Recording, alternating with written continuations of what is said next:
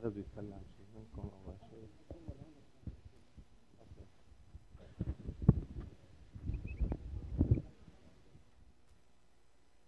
Okay.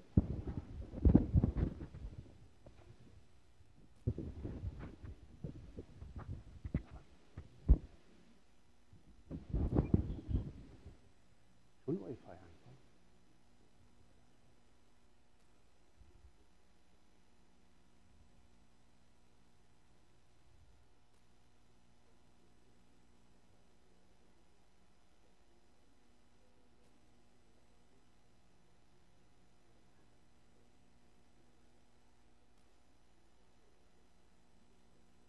اوكي. لا ما سلامتك.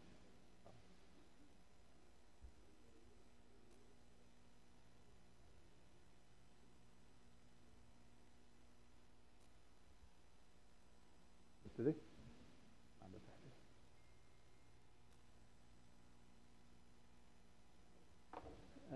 Morning guys. كله بيفهم انجليزي؟ Everybody understand English? Okay. First of all, thanks for you for assisting, and thanks for Hiba for Nikon School also. It's a pleasure to meet you here. Okay. As you know, my name is Shadi. I born in Syria, and I rise in Spain. I lived here in UAE almost 2 years.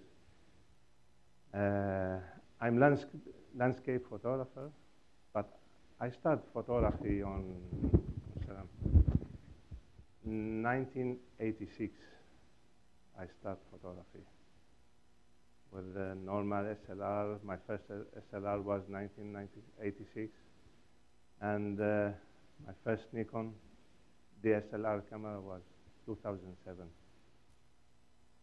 Why I choose landscape? I start night photographer, not landscape photographer. 2007, I changed my work, and I start with like a service engineer, working over the world. So I visit many places and starting with landscape.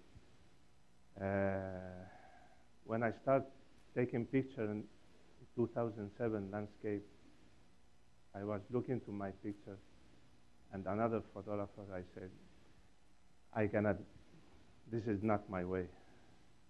I'm very bad doing pictures, landscape pictures. But it was like a challenge for me, and also I want to be a challenge for you also.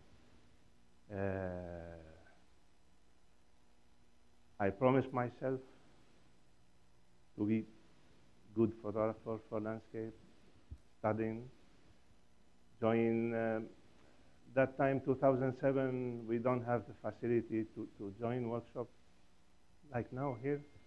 Even in Spain, in Europe, it's not so easy to get workshop like here. But studying, making contacts with photographers, something like that, and now it's very easy for you all to study photography, even landscape. If you have any doubt for anything, you can go for YouTube and searching and make any. But 2007 was very difficult.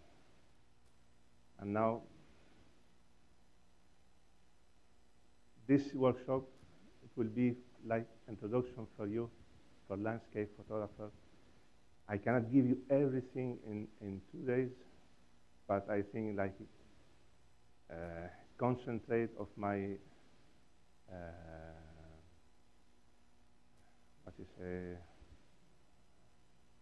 experience, okay? I will give you today and tomorrow, okay? Today will be like theory up to 12 o'clock. Then after 12 o'clock, we'll stop for prayer and for lunch. And we'll meet again in Abu Dhabi, Al-Watba, 4 o'clock afternoon, okay? And tomorrow also, we'll stay for we will continue with theory. It will be 1 hour, and then with the post-processing. No need to bring your laptop with you tomorrow. I will give you free video of the workshop. Everything what we are going to process will be recording. I will give for everybody, okay?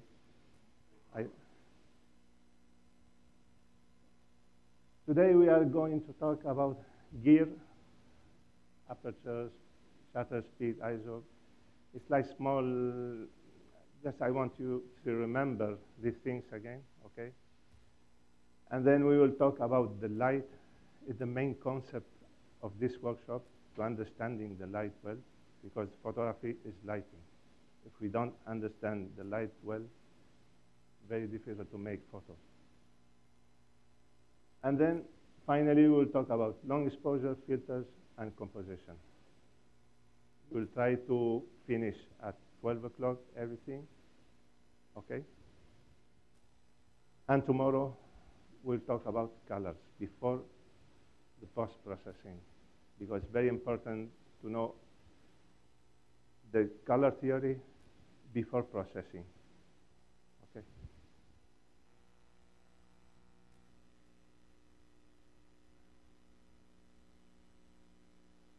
This is in Iceland, one of my workshops.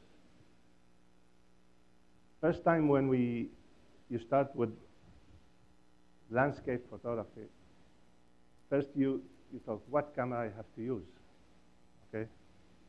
Then the point of view, composition of the pictures, our focal length, aperture, ISO, white balance. This is the main question of the photographers when it's going to the field to make pictures, okay? And the filters. I will try today, everybody here, to never ask again about this, okay? This is what I want today. You know, for landscape photographer, there is 3 levels. The beginner,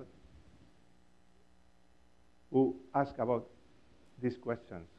And then you go for the another level, you try to simulate another photographer making the same picture, looking for Google or searching any place and trying to get the same picture of them. And the third level, when you are creative, starting to create your vision about the place, okay? So I don't know all of you. Some of you, I know their level, okay? But hope today you can go for the second level, okay? What is the landscape photography? It's capturing the nature, the art of capturing the nature, okay? If you look to these pictures, what we can see in these pictures? Light, okay. This is what we call about this. The vision, the place, okay? What else? Photographer, camera, tripod, okay? And the lenses. This is what we see. This is the 5 elements of the picture. First, we are the first element, the photographer. Then the place, our camera, tripod, our lenses. What camera we have to use for landscape? Full frame camera. No doubt for that. We need good range, dynamic range camera with very good dynamic range. Okay, this is the most important. If you are going to buy any camera, first you have to know what you are going to do. Landscape, cityscape, or macro photography, anything, you have to know first what you are going to do. Then you have to ask the dynamic range. It's very, very important for photography, especially for landscape photography, dynamic range. Because you are going, after that we are talking about dynamic range and what is dynamic range. And also the tripod. For me, it's the most important element in the photography, before the camera. Every workshop I make, one or two person lose their camera because they are buying the best camera in the world, the best lens for photography, for wide angle, and they are buying a tripod, the cheaper tripod possible. $200 or something like that. It's exactly if you have Ferrari and you are making the insurance the lowest insurance you can. It's not fair. And many times I said, first of all, you have to make workshop how to use the tripod. I'm sorry for that, but this is the reality. How can we choose our tripod? I'm not saying to buy the most expensive one, but at least medium. The most important thing in the tripod, it's here. How big is, how the plate, this one, how is big? Because the plate is bigger, so you have more resistance, more, okay?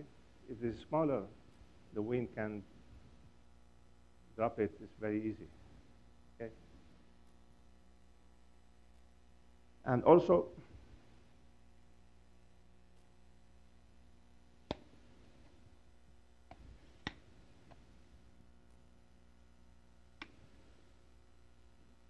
the area of the tripod, it's bigger, okay? So it's very, very, very solid. I will show you now video. Happened last Sunday. One of my friends in Spain was making seascape photography, okay? And suddenly, within 3 seconds, big waves come for us and cover us till here. My friend, he's trying to get him steady with the tripod, okay? It was very dangerous. I will show you also the picture after that. Nothing moved in the picture. What about the lens? For landscape photography, we go for wide-angle lens. Okay, 14 millimeters, 12 millimeters, 16 millimeters, it's good choice, okay? If you have 18, it's okay, but it's not so good. You are losing a lot of vision, and maybe you have to make panorama or something like that.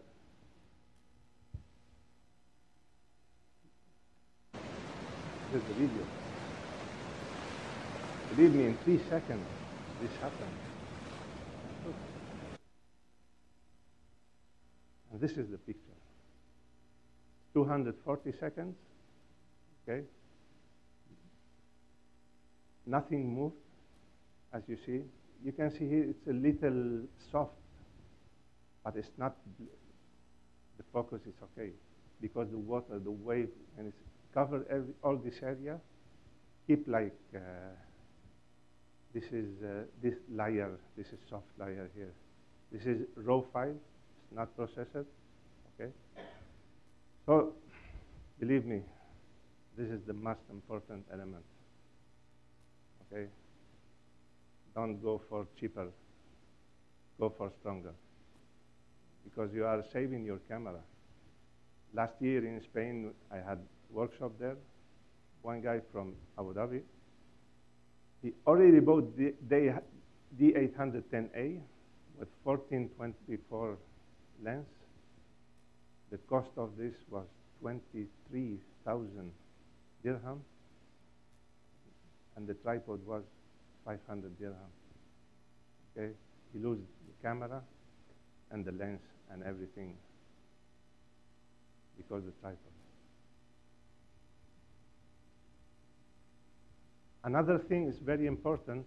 I think everybody now know this piece. It's called L plate.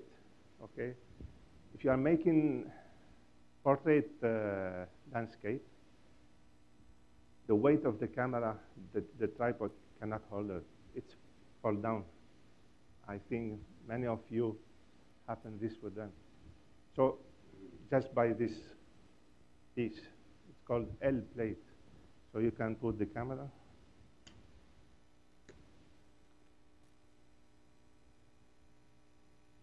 Okay. Like this. And nothing happens. It's good. You can find a cheaper one. You can go for really nice stuff. This is the best one. It's $140. But also you are saving your camera. This is a small thing, but this is what makes the photographer is different sometimes. You know, you are going to some place, you are trying to make, imagine you are in this place making portrait mode of landscape, and the camera is falling down every 5 seconds, the weight. So you cannot make long exposure. Any question?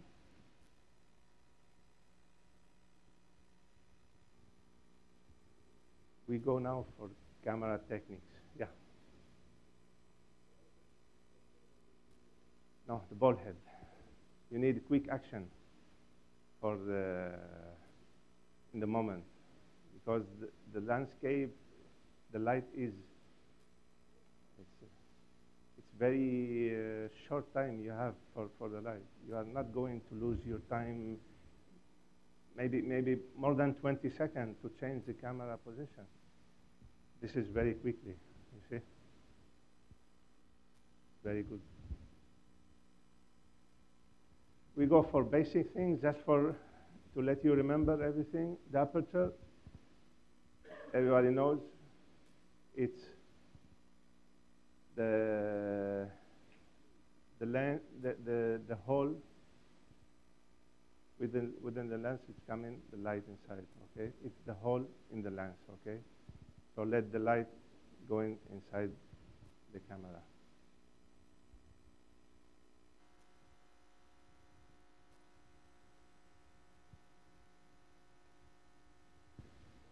Big aperture, okay, more light. And very important, only the subject is in focus, okay? Smaller aperture, less light, but everything sharp from edge to edge. What do you think our best aperture for landscape photography?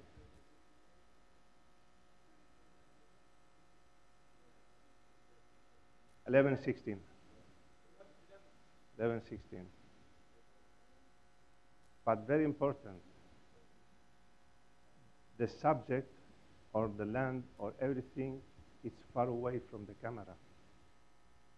Very important. Don't say, I will make pictures from here with f/16 and you are getting everything in focus. No way. Should be far away from the land or from the subject, from everything. At least 1 meter. So if you have the camera like this, f/16, you are getting everything sharp. But lower, nothing sharp. So we have to go for focus stacking, making a lot of pictures, different focus, and then stack them in the Photoshop. We're talking about focus stacking also. So now everybody knows we have to use f/16, f/11 to get sharper image.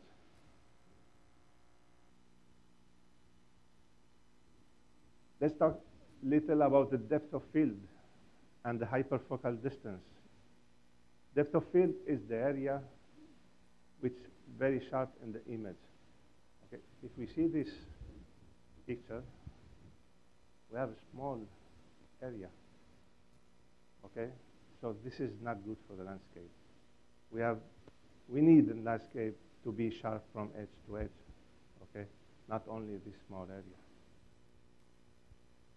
That's why we are not getting any use for depth of field. There is another technique, it's called hyperfocal distance, okay? Anyone know something about hyperfocal distance?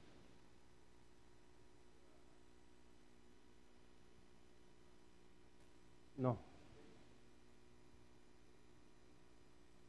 The hyperfocal distance, when you buy your lens, there is some small sharp with the lens, and you'll see hyperfocal distance sharp.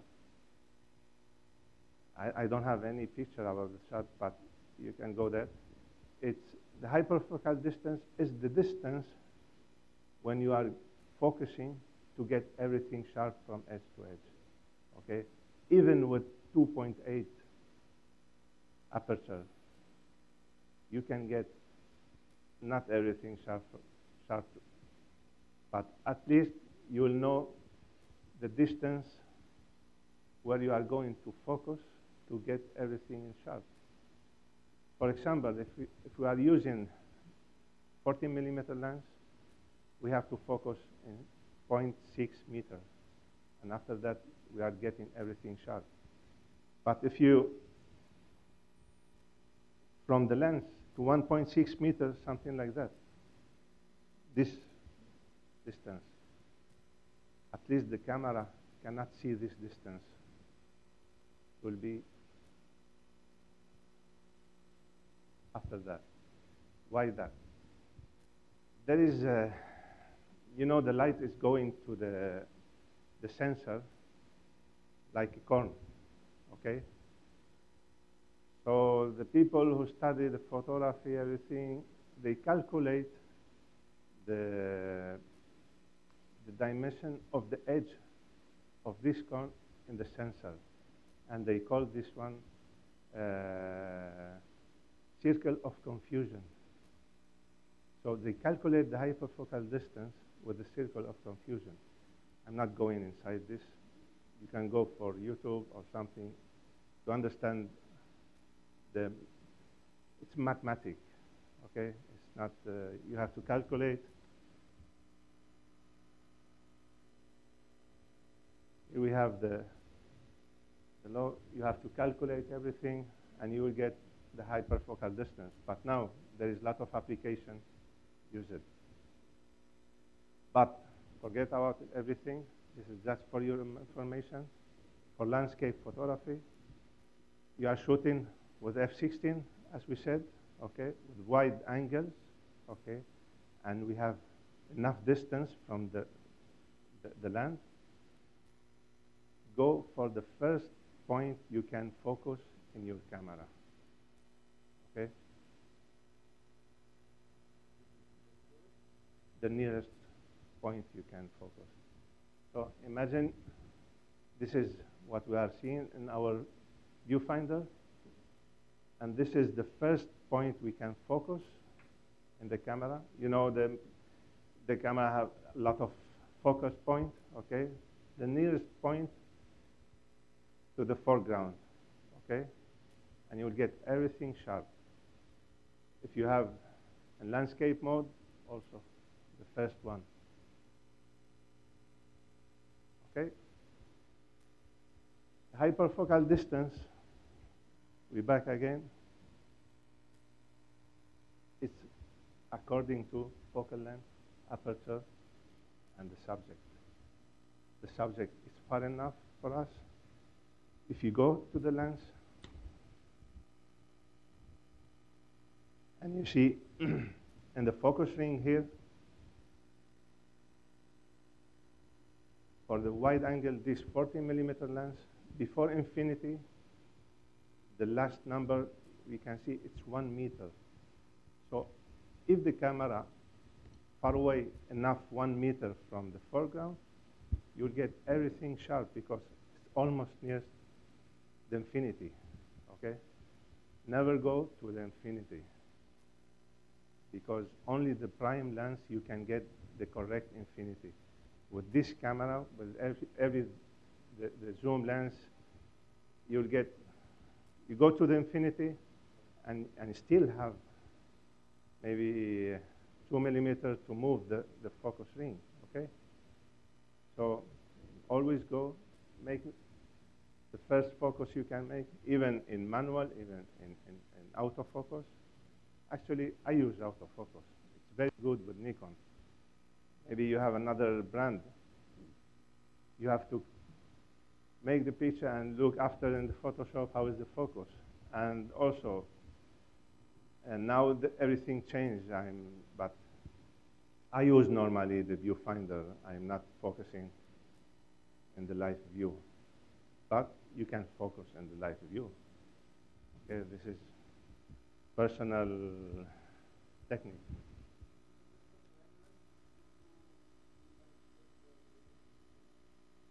No.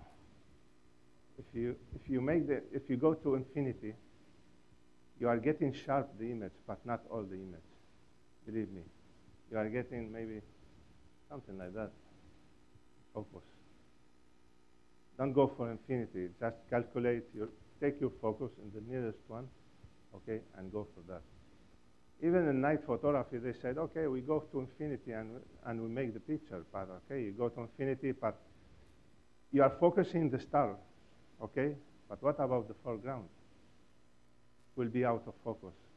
We will learn also how to focus it after.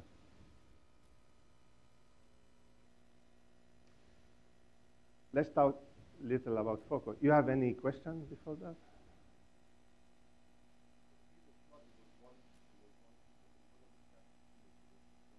Yeah. Yeah, just one. Yeah, because I have enough length. The distance with the foreground was enough, more than 1 meter. Okay. The rock was quite big. Okay. So something like that. I go inside the water here. I'm making the picture. The water was freezes. If you want to make good pictures, you have to do something different. Exactly.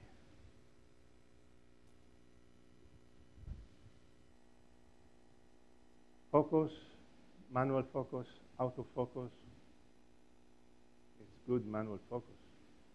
But also now with the new cameras, with the new, everything it changed. Not the same before. They said, no, autofocus is not good. Now everything's changed, everything better. So I'm getting now 46 years. I need the lenses to look. I go for autofocus and finish, no problem. All my picture is perfect, okay? So go for autofocus, for manual focus, it's really up to you. I have manual focus lens. I use it sometimes, okay? But one of the best lenses for me is this 14-24. Now it's 11 years with me. 11 years. I never get any problem. Very sharp as the same day. Also, there is, when you have your lenses, every 2 years you have to calibrate the focus in your lens. You know about that? You have to calibrate the focus.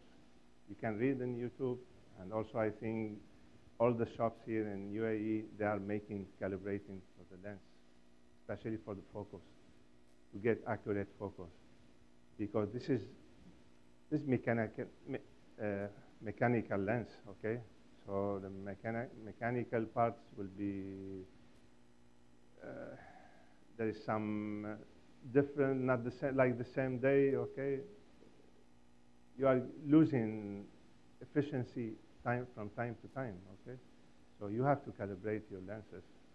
Even Canon, even Sony, even everything, this is very important, especially if you want very sharp image. Sometimes the problem is not with the camera, it's not getting focus. Maybe the lens is not good calibrated.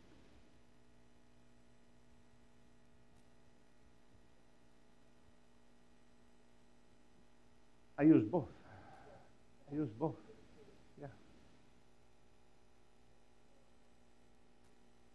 Yeah.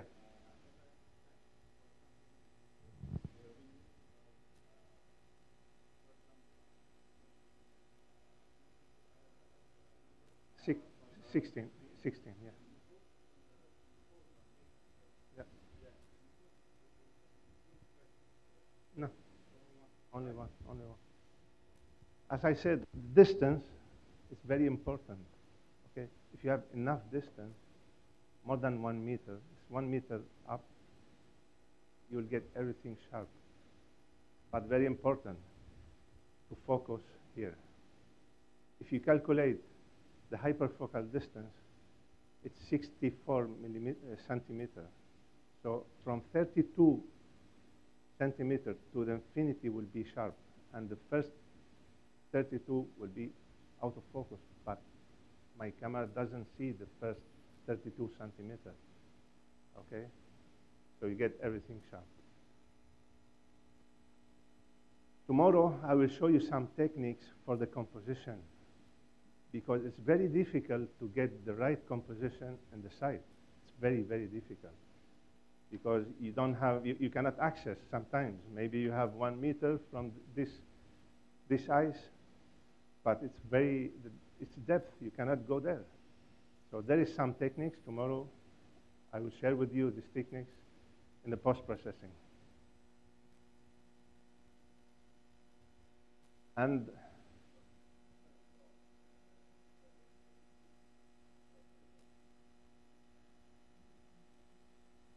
every 3 years, 2 years, take it to. Yes, exactly. I don't know really. There is nothing in the manual said every 2 years or every 2,000 hours using or every 100 shots. Nothing. You can buy it. It's just like rules, you know, and you calculate the distance, something like that. It's very easy to sometimes you can do it, but you are going to spend money for that. I don't know here in the shops how much they take money for that. But it's very important.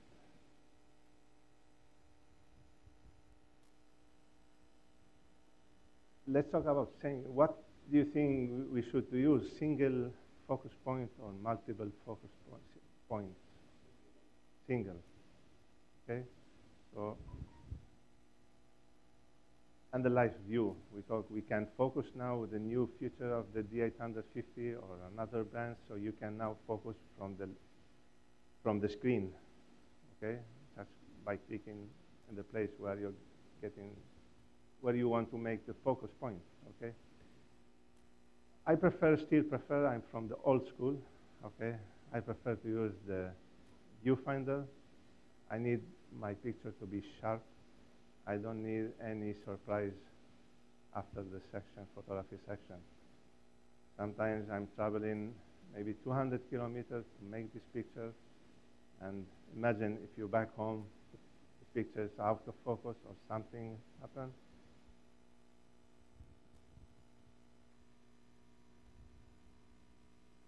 It's very important for landscape, hands-free camera. We need more stability. We need everything is stable in the camera to avoid the movement, to avoid the blurring, okay? And it's very important to use cable. Even if you are doing daytime pictures, use the cable or use the timer, okay? But for landscape, especially for seascape photography, if you are making motion blur pictures, you need a cable, because the movement is the second, it's part of seconds, not, so you cannot wait for that. Use the cable, okay?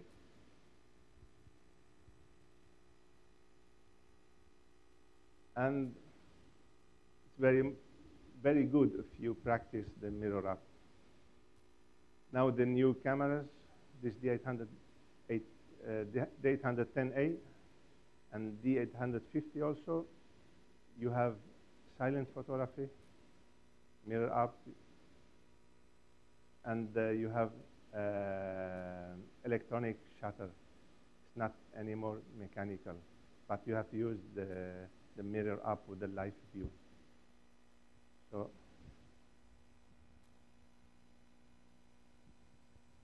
this is the mirror up with the live view. I made the picture. It's silent. It's because it's electronic. It's very good for night photography, okay, for astrophotography. I'm doing astrophotography using telescope. Any movement, you lose the picture, and every picture is 15 minutes sometimes, or 10 minutes, something like that. We cannot stay around the telescope area. We cannot touch anything there. So it's very good, this feature from Nikon.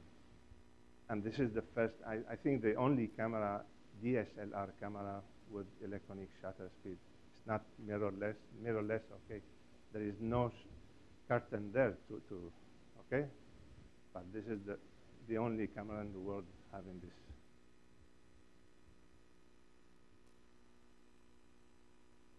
What about the focus at night? This is a big problem for us. Yes or not? Yeah. But believe me, it's very easy. Okay?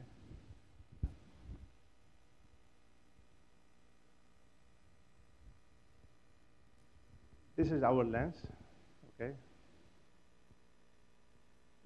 Actually, in night photography, we are shooting in 2.8 in very big aperture. Why? For light. We need more light, and we need less shutter speed, okay? Because if we are shooting stars, Milky Way, or Aurora, anything, we need quick shutter speed, and lot of light inside the camera. How we can focus it in night? I recommend to make the focus daytime, okay? 2.8, f2.8, and shoot for the foreground, to get the foreground in focus, okay? And then you mark your lens. Put small mark here in the focus ring and the lens hood. For example, yellow mark for 2.8 for the foreground, okay? And white mark for 2.8 but for the sky. So you can go there if you get the mark with the fluorescent mark. So even with your mobile light, you can see the point, which one the yellow, which one the white, and you can go easily to focus it, okay? This is the best way, I think. The second, which I use, I make two pictures, be honest with you, okay? One after the sunset, during the blue hour, okay? Finally, I'm the photographer, and I do my picture as I want, okay? Don't care about anybody. Make your picture in the way what you like. You make two pictures to the sunset in the blue hour with f16, f8 for the foreground, and wait for the night. Okay, you get good image. Or you have to use the 2-point making mark here. With this camera, with the new cameras, you can get focus directly to the stars. This is very good with the live view. I can use the live view, I can focus the star directly. So I don't need anymore to make two pictures, just one picture. But I have to follow the hyperfocal distance. Get the application in your iPhone. Sorry? Because I want everything sharp. Yeah. Yeah. I want everything sharp in the picture. With the new D850, you can make auto stacking, focus stacking. The camera can do it.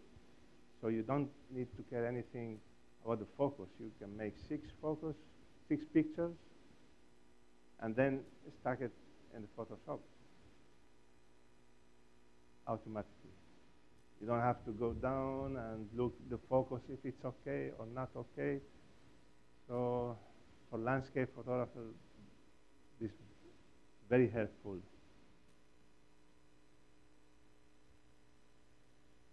But if we don't have this feature, go for hyperfocal distance. Get the application in your mobile. You have to put your camera, if it's full frame, it's crop camera sensor, and the focal length of your camera, and the aperture, and you will get the hyperfocal distance. For example, for this lens, 2.8, the hyperfocal distance is 2.4 meters. So from 1.2 meters to the infinity, I have focus. But what about the first 1.2? Okay, so in this case, I have to back little and crop it after in the Photoshop. We will do some example tomorrow about that. Okay. You can change the aperture, but you have to make 2 pictures in this case. Yeah, but the problem, if you don't have moonlight or something like that in the night, the picture with ISO, for example, 400, you want to make long exposure shot in the night with 2.8, it's almost 5 minutes. If you are going to F4, you are going to 10 minutes.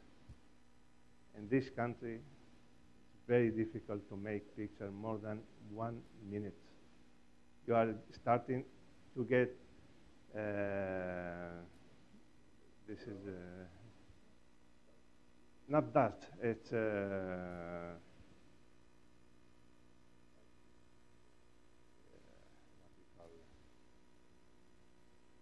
hotspot in your camera. The sensor will come hot, okay? And then you are getting white, red, blue, yellow points in your camera. It's not noise. It's not noise. It's hot pixels. More than 30 seconds is very difficult due to the humidity, the temperature, the dust, everything. It's very, very difficult, believe me. In cold weather, you can. Sure, you can. But here, it's very difficult. Maybe in January, in December, if you go to GIS, you have a GIS, maybe it's easy to do that, okay? But not. In USA, actually, they make some coolers for the camera.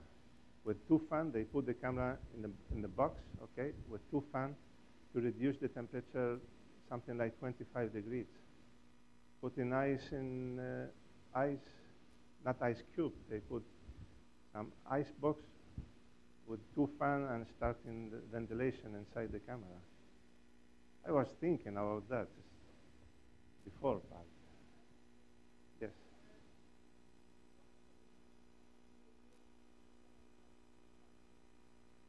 It's a very good question. If you have like torch, it's very difficult to use to get focus, correct focus, because the beam of light, you don't know where you are getting the focus. Maybe in the first point of the beam, maybe in the middle, maybe in the end.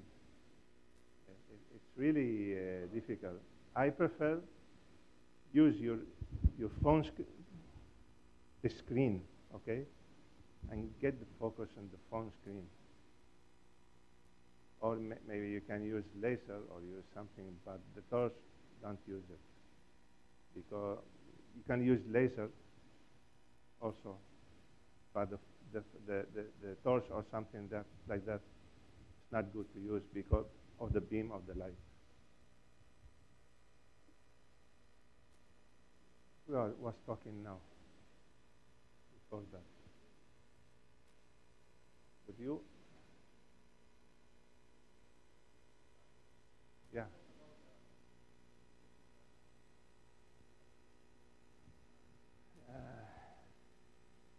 No. In astrophotography, we use something, the cameras called CCD cameras. I don't know if someone heard about that.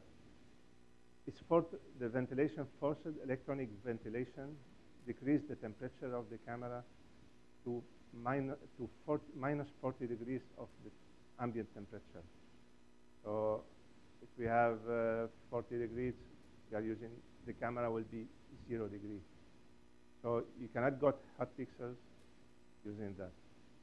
Even the technique is very difficult for that, especially in the night. You have to make light frames, dark frames. It's very difficult. The night, especially here, it's very difficult to get pictures good.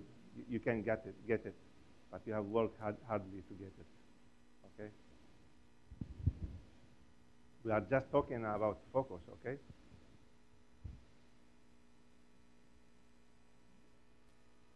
Okay. We talk about everything.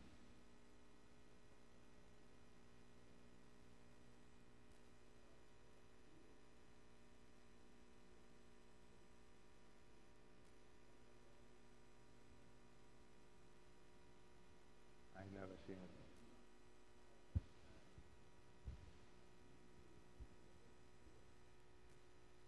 But hello? I've seen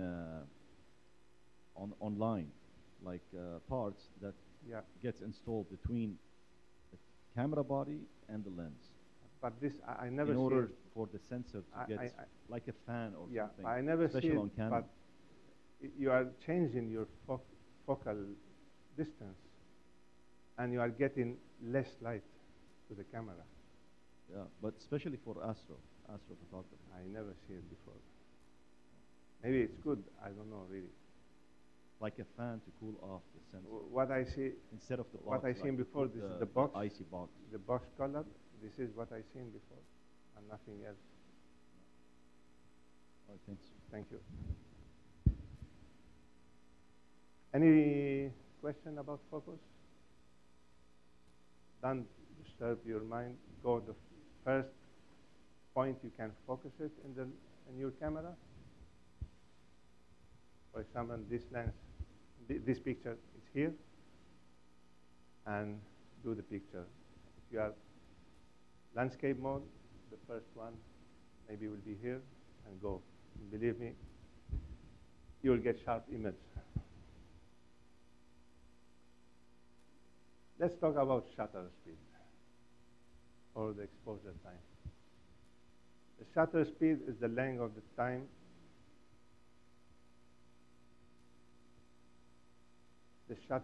the length of the shutter of the camera when it's open to close, okay?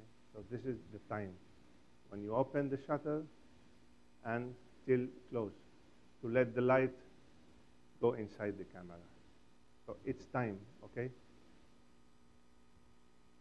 If the shutter speed is fast, we are freezing everything, movement,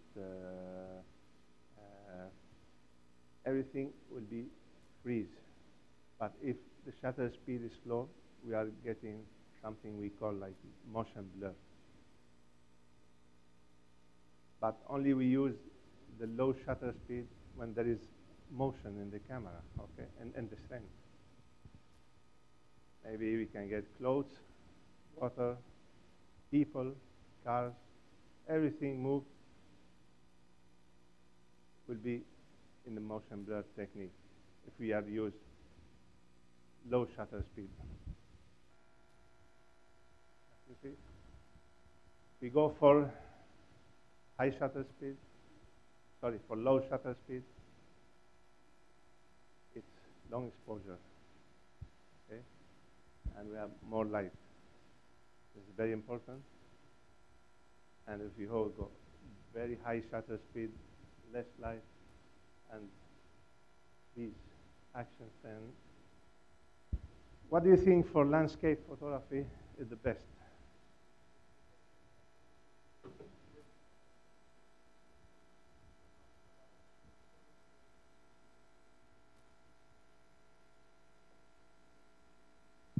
It depends on situation.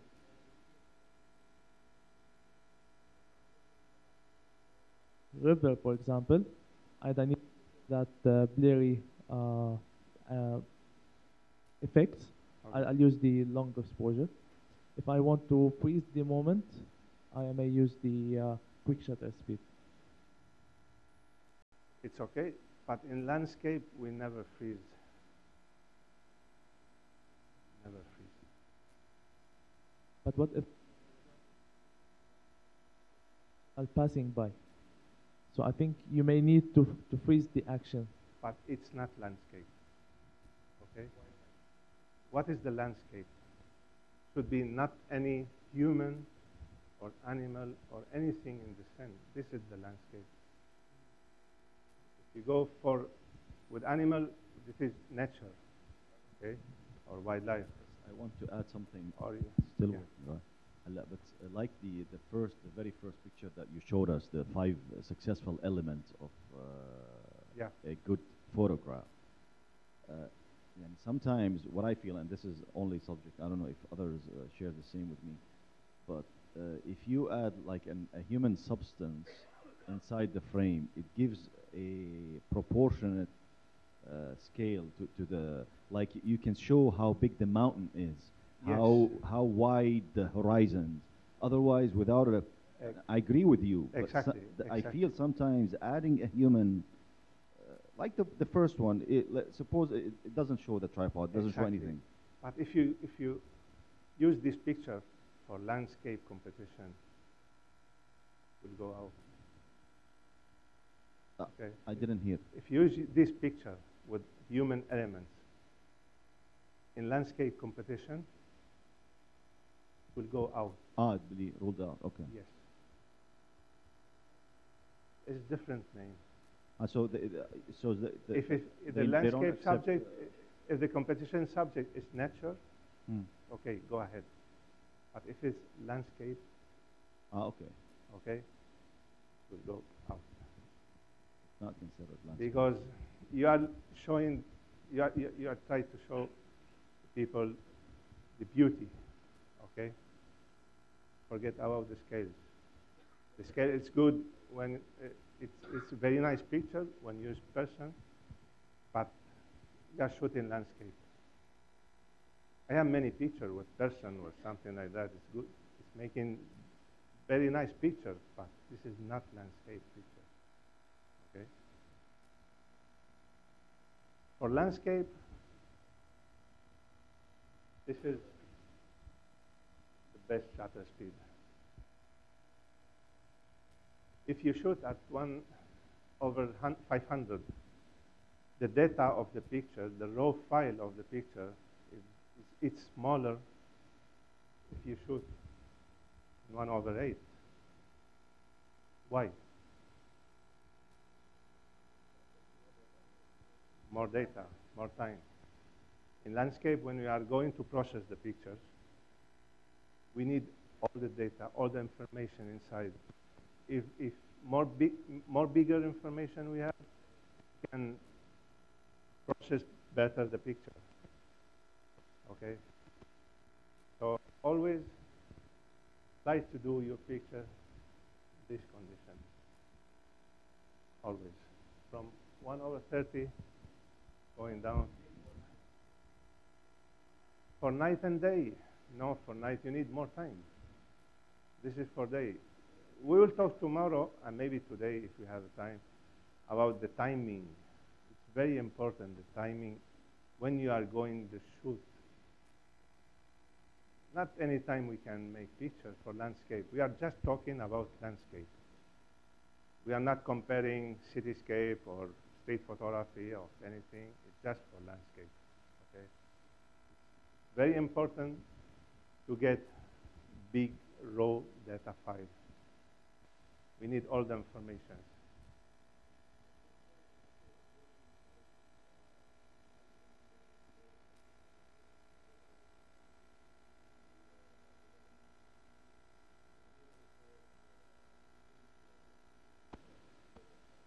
Yeah.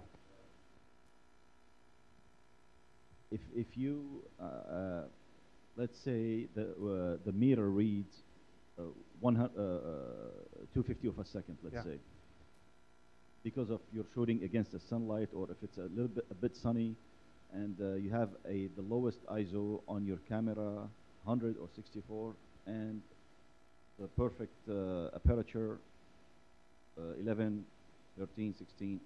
Okay. Now, so you are saying it's better in this case, let's say, to put a neutral density and go for for tenths of a second or 2 seconds.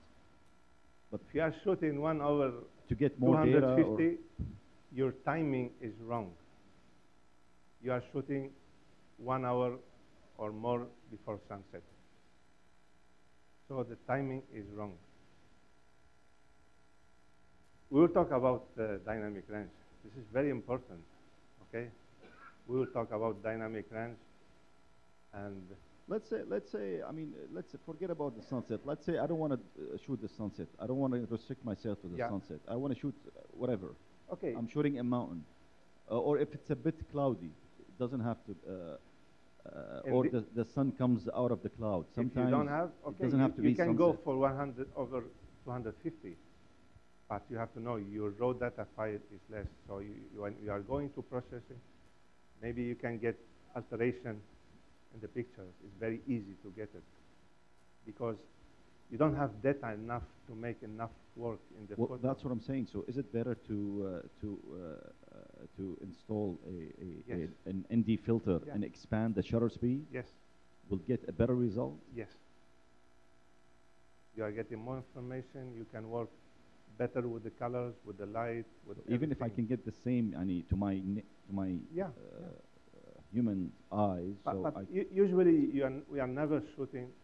If you had clothes, okay, I will show you after picture of Dubai with the clothes in daytime, okay, with 10 stop ND filter getting about 30 seconds, but really was so windy, and I get very nice motion of the clothes. It's very good. Sometimes I use 13 f-stop daytime. Even if it's not motion or water, like no, even if there is no motion. Nothing. Nothing to do. Okay. You want to make nice pictures, okay? Thank you. So the timing is very important. I will show you after that. How to get the motion blur. This effect is very, very nice. When you have water, clothes, something like that. We have the slow shutter, slow down our shutter speed. And secure our camera. It's very important. If it's windy, it's very difficult sometimes to do the pictures because the camera is moved. If it's so windy. The straps is very important. Try to secure your straps when it's, okay? Secure your straps because if it's moved, problem. Very important, try to get the leg, one leg in the face of the wing, okay? So you have more resistance with 2 legs here, okay? And in this case, never get the same legs in the same level. Try to want to be shorter, not like this, okay? So it's very difficult. So it's very important to secure our camera with the tripod and secure everything.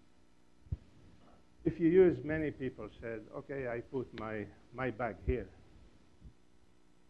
It's not good because you are getting more area in the face of the wind, and the system will be less. It's very easy to fall down the camera if you put any weight. Okay? It happened with me 10 years ago.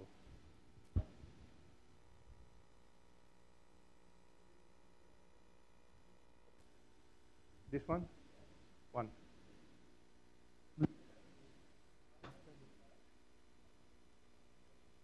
I will show you how I take this picture later, okay? It's just one picture. Okay, what is the final element? Is the ISO. The final. Sorry? 6400. Yeah. Exactly. No, this was 1800.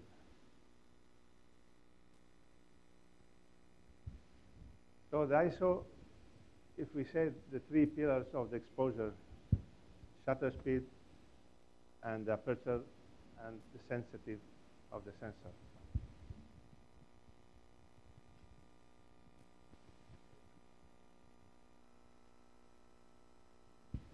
The ISO is how much light we need to go inside the camera, okay? This is, what is the ISO? How much light we need more to go inside the camera. If you go to normal condition, for night photography, for example, for this picture, and this time, there is no light. So we need more light to go inside the camera to get this picture in 20 seconds. If we go for normal condition, this picture needs around 7 or 8 minutes in ISO 100. So we increase the ISO, we increase the light because we need more light inside the camera, okay? You understand the ISO? Okay, so it depends your camera, exactly.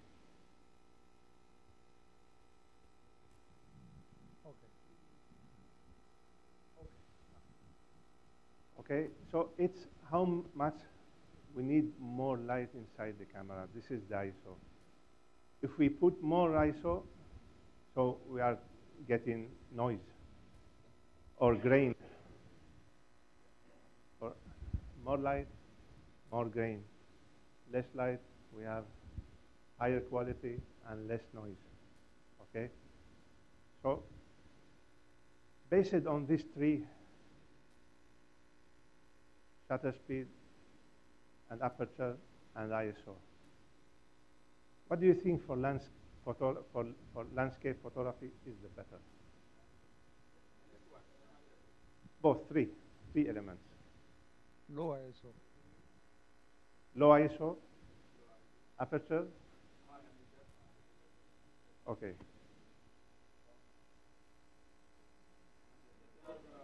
We don't have any number of the shutter peaks. So we have two elements fixed in our camera. We should not change it.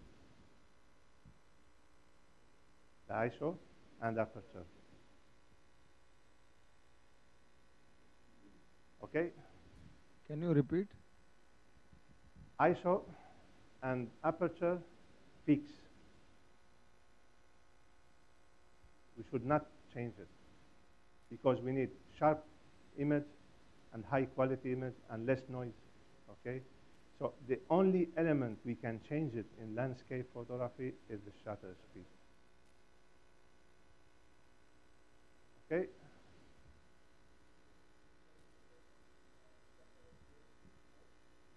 No, manual. Manual. Always. Always manual.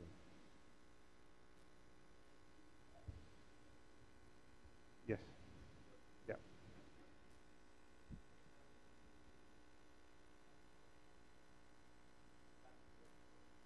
it's very important when you have your camera for first time when you buy a new car, you are going to test the speed, if it's okay or something like that. I'm right? Okay, so you have to test your camera when you buy it for first time. You have to test the ISO from 100 to 3000 or to 12,600. You have to check your camera ISO. Okay? So it's make your picture 100, 200 ISO, 400, 800, 1016, 3200, 6400, and go for Photoshop and check which the good number for your camera. So which is the good ISO for your camera.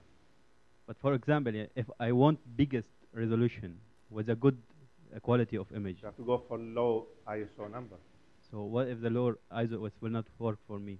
Like for example, at night. In this case, you have to go for low ISO, but you have to increase your shutter speed.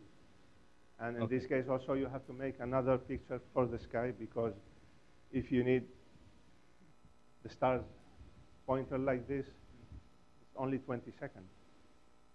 Okay? So this you can do it. The foreground, you can do it 10 minutes, and you make another picture for the stars. If not,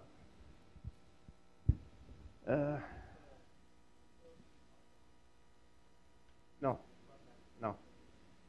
manual, everything manual, everything. I think we finished from the technicals of the camera. Any question you have before we have break? Okay, let's go for break. Please, 15 minutes only. We have short time. Okay.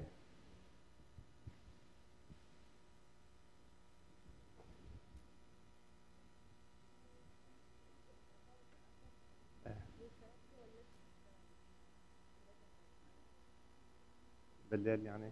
لا مو بالليل. لا حسب إذا لاندسكيب أفضل تروحي على 11 16. إذا في سؤال.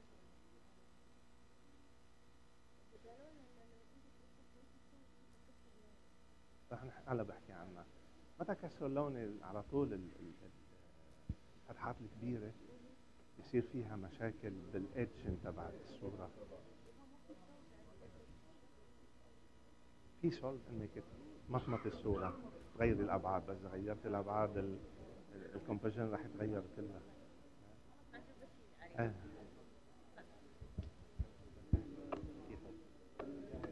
اشتقنا لك يا زلمة. شو أخبارك؟ الحمد لله. إن شاء الله بخير. هلا سؤال. الله يهمك. أخي يفضحونا. وين هذا بيتصفى؟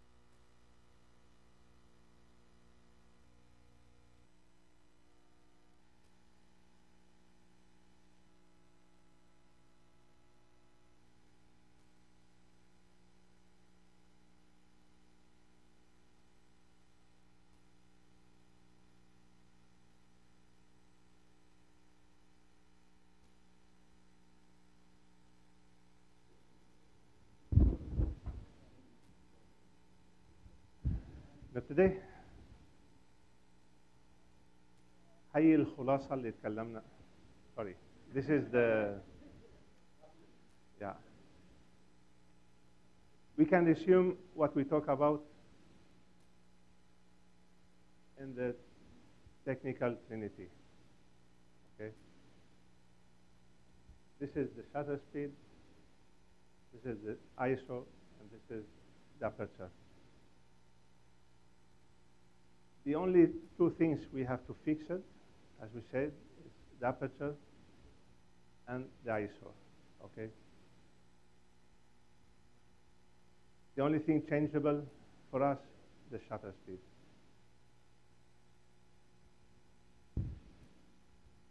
Sometimes we have situations we cannot go for one second. Okay, you don't have tripod, but there is nice pictures we can get it handheld. Okay, imagine you are traveling with your family, you don't have your tripod, you have only your camera, and there is epic sunset, imagine. So we cannot get 1 second or maybe half second or something like that to get the picture. So we can increase the ISO. And we can also use smaller, bigger aperture. Okay? But for good picture, should be hands-free, tripod, and low ISO and big aperture. Okay.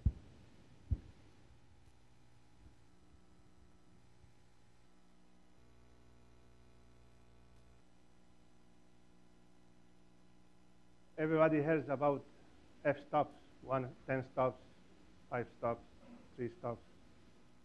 Everybody know what? Sure? No? The stops in the camera, it's, for example, in aperture,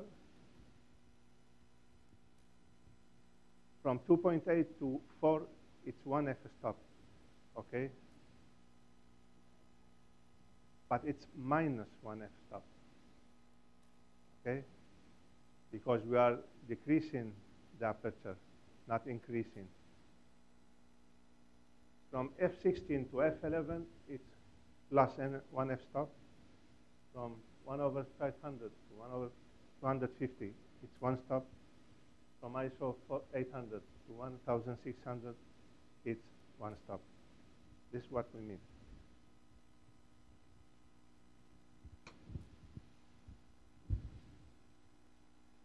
This is the dials you have in your camera. Every move in the dial, how many f-stops? 1/3. Okay, it's 1/3. But you can modify that in the menu, and you change it to 1 f-stop or half f-stop. So if we want now to increase 2 f-stops, so we have to move the dial 6 times, okay? Remember this, because it's very helpful when we are using filters.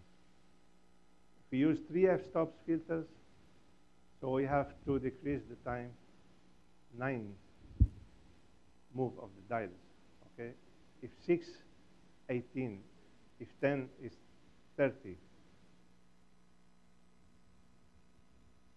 Very important to memorize this. Very, very important.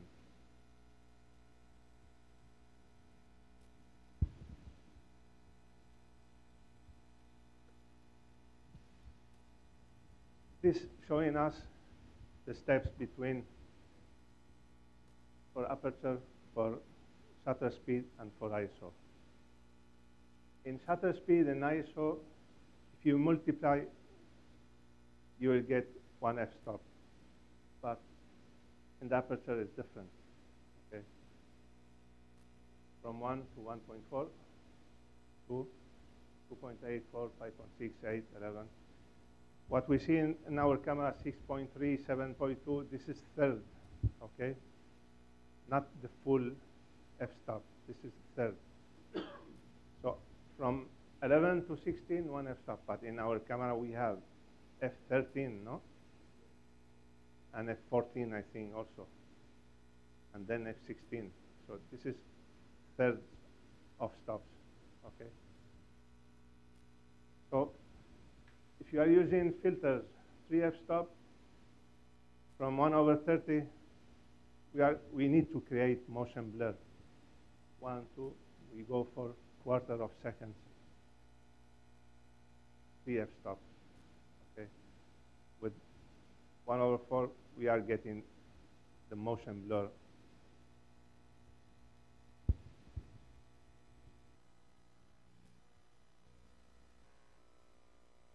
Like this, okay? I need small part of second to create this effect.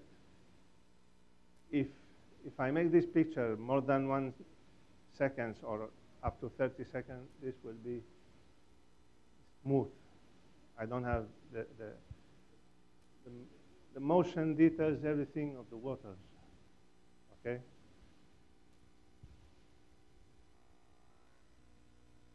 But this one, it's almost 4 or 5 minutes, maybe, something like that. I don't remember. Okay? Everything is soft, everything. And I get motion of the boat.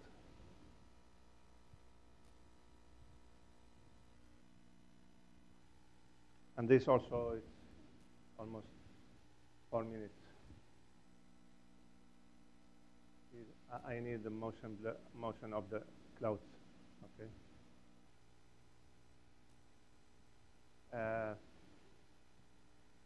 Very important to study the weather before we go to the landscape. Very, very important. Okay, this is we'll talk about it tomorrow in the timing of the picture of the landscape photography.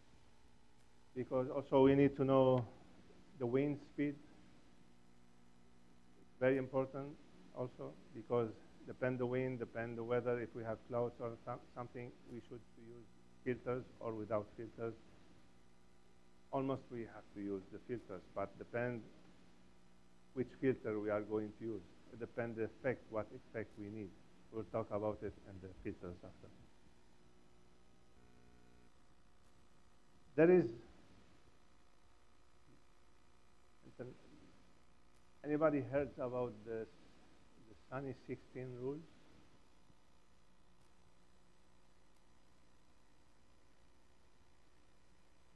The Sunny 16 rules, ISO 100, okay? The aperture is 16 and the shutter speed is 100, always. Every place in the world, sunny.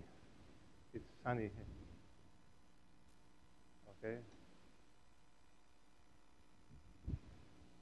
If you have not, also you have some, this is a little bit cloudy, okay? But you can see F16,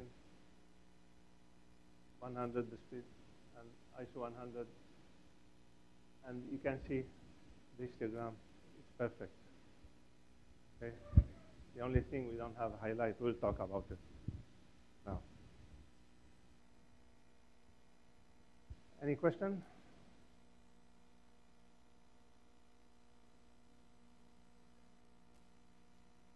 In every place in the world, daytime, sure. The source of light, very important now. We are starting with the light.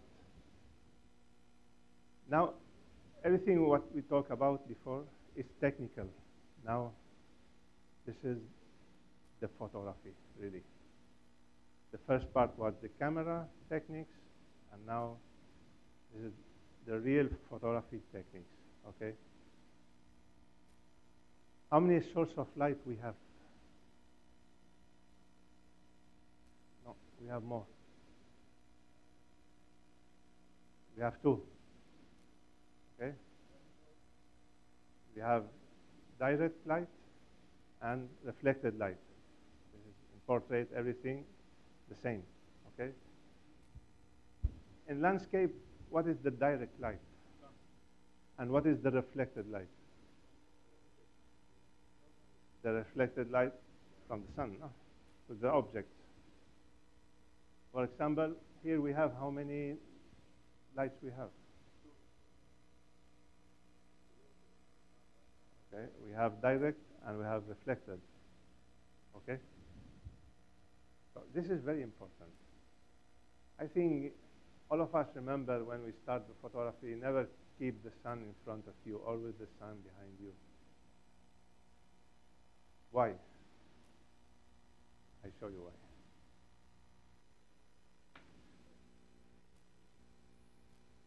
And now we talk about metering. That's quick. We have three types, as you see. The center weighted, or the sensor covered almost, the partial, and the spot. What do you think for landscape we need?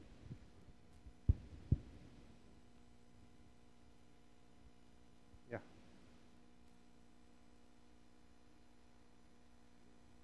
Center weighted. What if I told you this one, it's okay for me? It's the center weighted. But sometimes we have something called high dynamic range. You know what mean high dynamic range? What mean?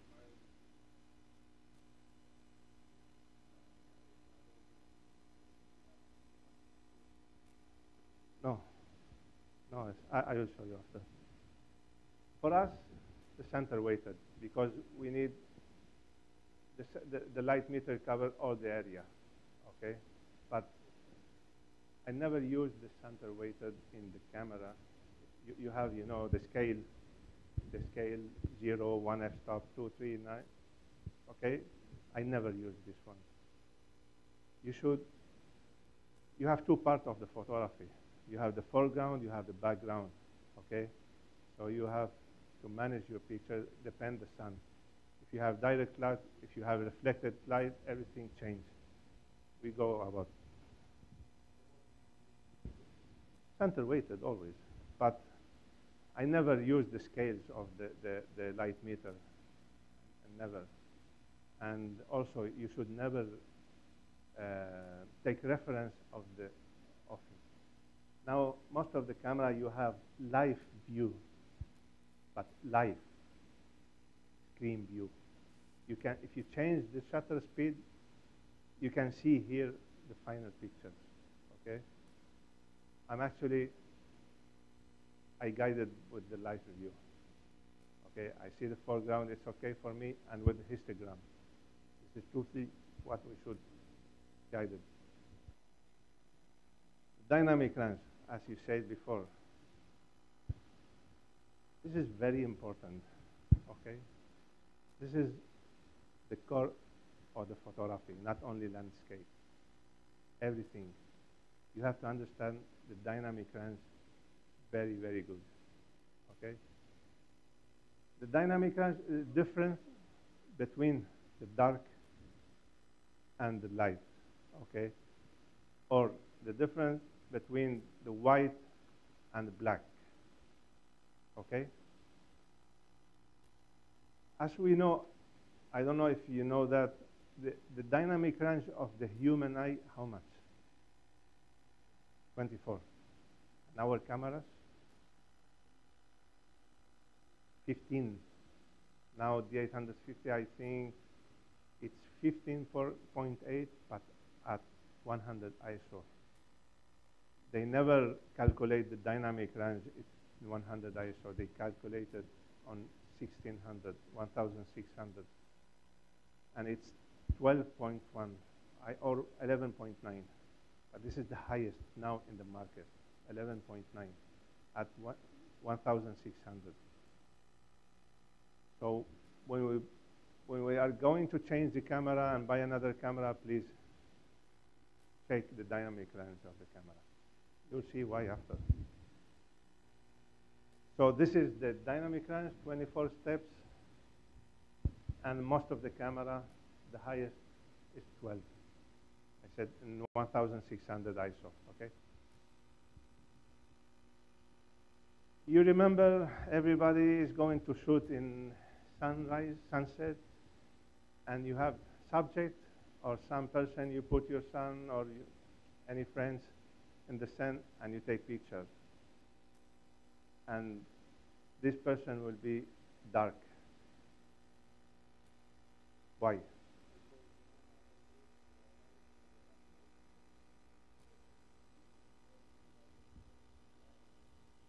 Oh, because the camera, it's very impossible to get the human eye dynamic range. Only small area. You see? Only this area.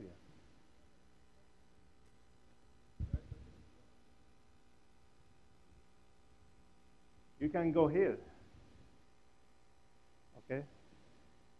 This case, if you have some person, it's dark. It will be dark, no?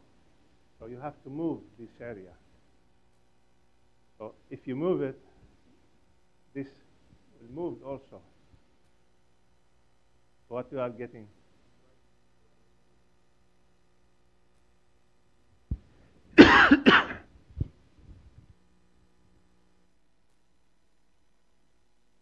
We will move to the histogram. The histogram is the graph of tonal distribution, light, colors, everything. This is how we read the pictures. If you want to know your picture, it's okay. You have to understand the histogram. You have to know how to read it. And how we read the histogram? We have 4 areas. 1 area, 2, 3, and 4.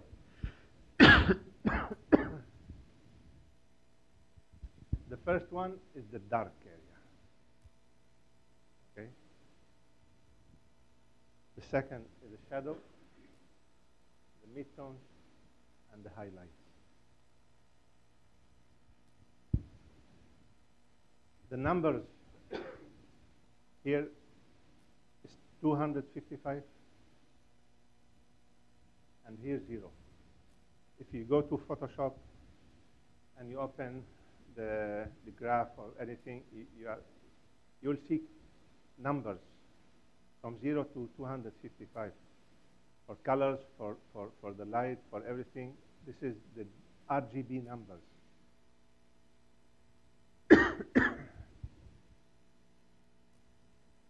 Your histogram should be inside, never outside, because here we have the data of the picture. If it's outside, we are losing all the data. That's why when you have highlight here, if you go to Photoshop and you decrease the light, here will be white, because there is no information in this area. We don't have any information what there is in this place, okay? So if you go, still white. The same if it's black, and you move the scale in the Photoshop, it will still black because there is no information there, okay? So it's very important to keep our picture between 0 and 255. Never go outside.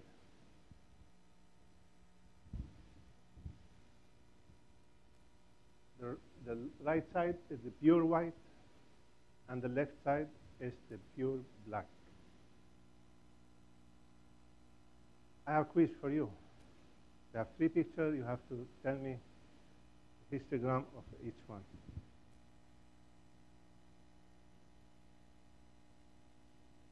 Let's start with this picture.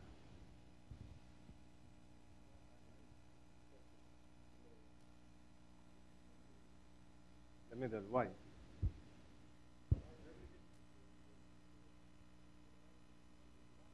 And what about this?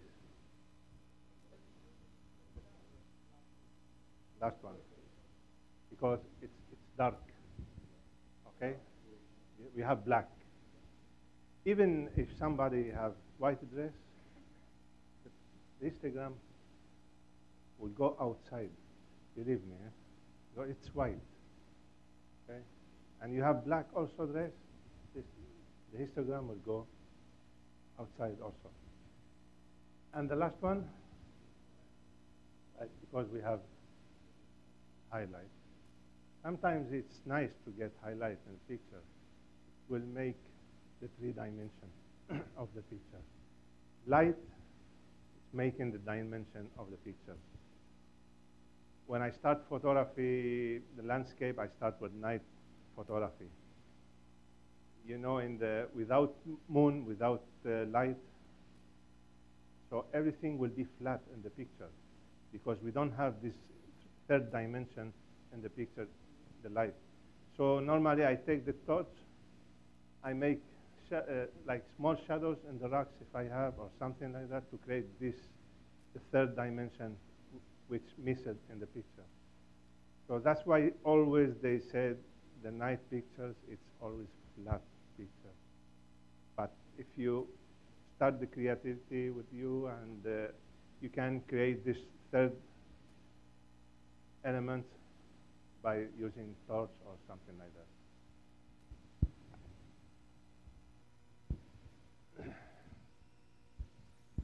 If we saw these 3 pictures, there is something in between.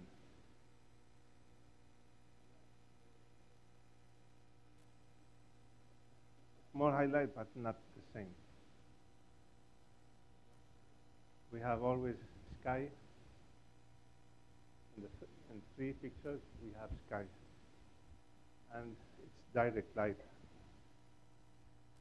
Direct light. So this is what we call the high dynamic range. Why we call this high dynamic range?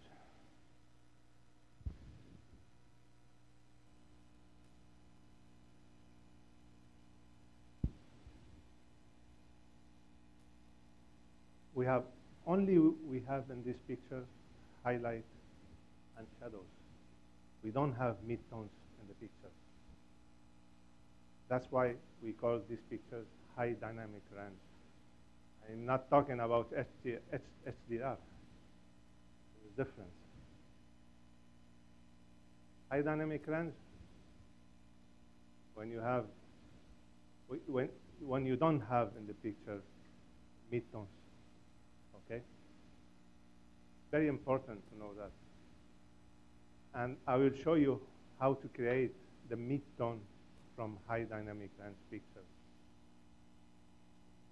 Because maybe you don't like picture like this. You like everything perfect, the light is perfect, the midtone, you need the histogram like this.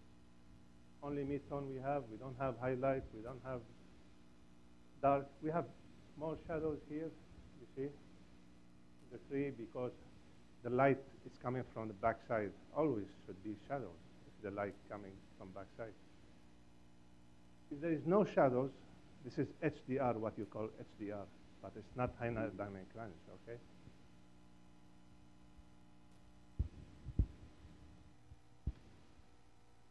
You can see all the pictures. This is the blue color, but we are not talking about blue. You have to look only for the gray scale. The same. This is also the same. There is no midtone in the picture. But these pictures, there is no sky. This is drone photography.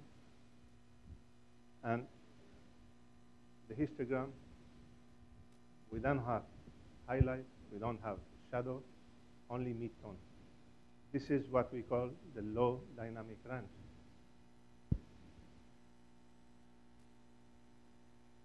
Okay, question? Very important to know that. If you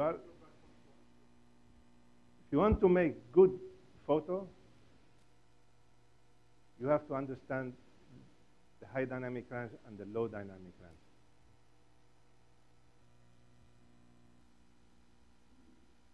So how we can compensate the dynamic range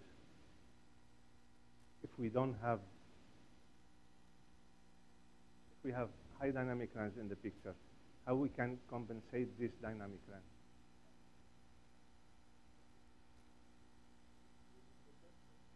Believe me, forget about bracketing. I will show you, there is two ways. We go for that. But bracketing, don't go for that. It is personal experience. Don't go for bracketing. Just for landscape, only you have two sources of light, reflected and direct light. We need only two pictures. If you are going to make multiple exposure, I show you how to do it. So let me explain here.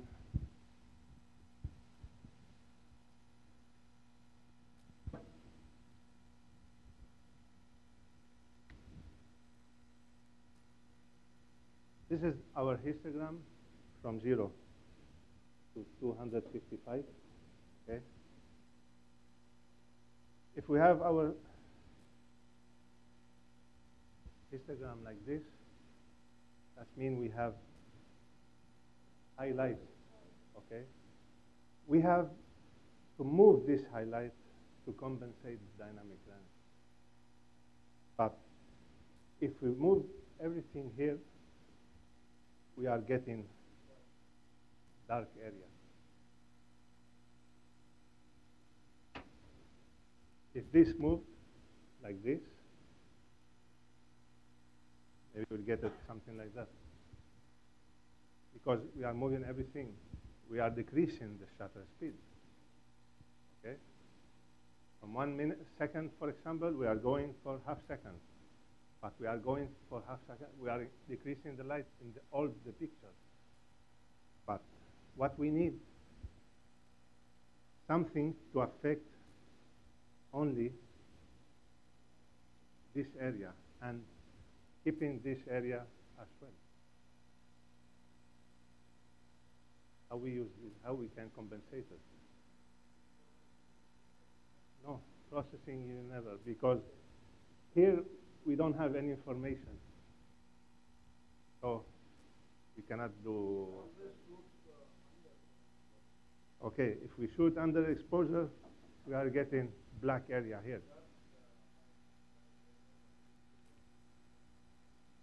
We have to use filters here.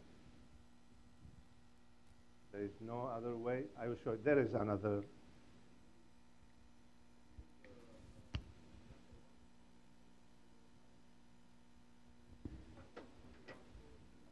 Yes, but if you want to do it in one picture,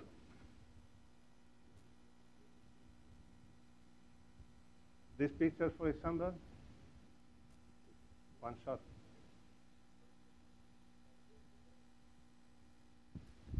Graduate filters. We will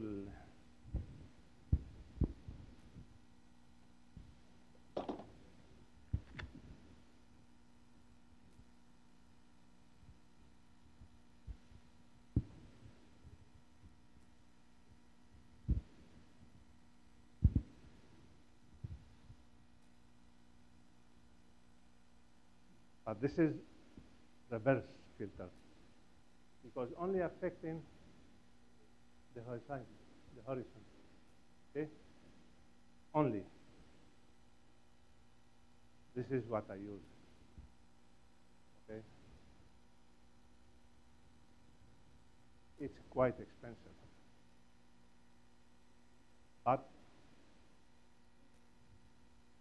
what if we don't have money and we cannot buy this filter? We cannot do pictures. Yes, we can. I will show you now. And the same.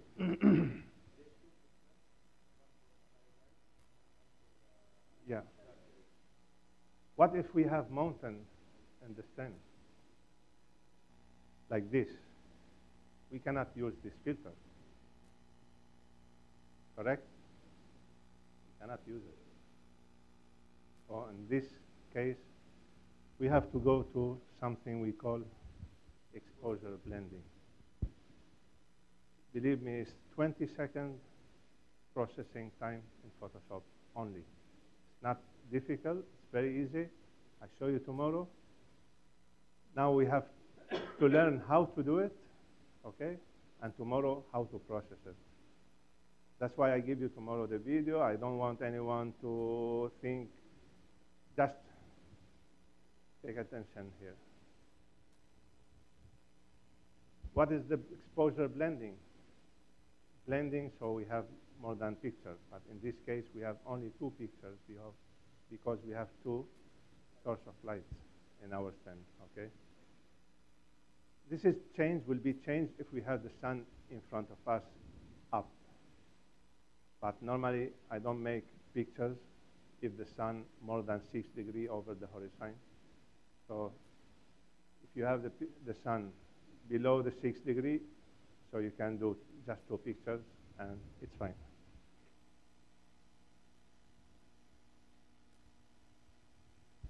You can look to this histogram. We have the shadow perfect, okay? But the highlight is over exposure.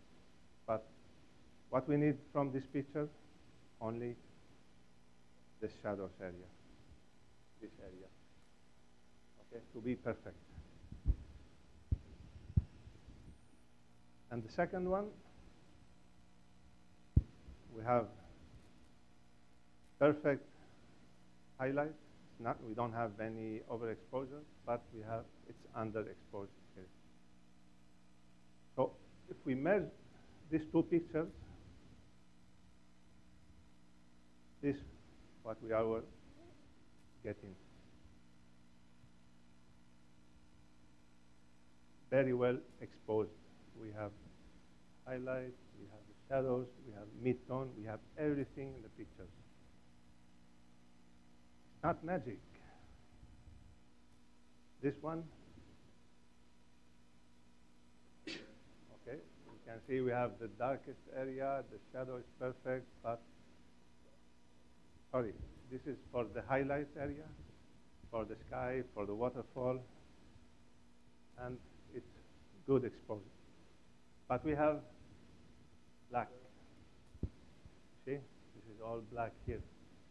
We have some mid-tone, but it's nothing. This area,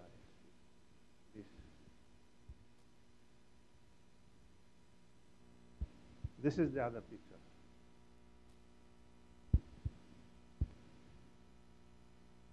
It's overexposed, but we have the shadows well, but still we don't have mid-tones, okay?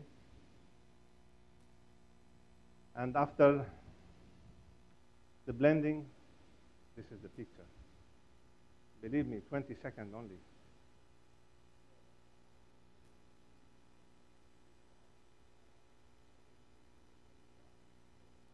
Yeah. In this case, we took the picture for the sky or highlights, and then for the foreground, and then in middle we have, for example, in this picture, it's this beautiful waterfall. So, from which picture, or how to manage to get right exposure for the waterfall here? This is the right exposure. Histogram. We should guide our picture with the histogram. If the histogram is okay, our picture is okay. This is our reference. If the picture, if it's good or not good. So always you have to check the histogram when you take the picture. It's very easy to get the picture, decreasing the time only. You get this one.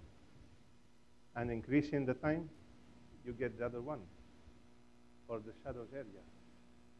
And again, this is the guidance, histogram. It's okay. Forget about this area because we know it's overexposure, but we don't need anything from this area.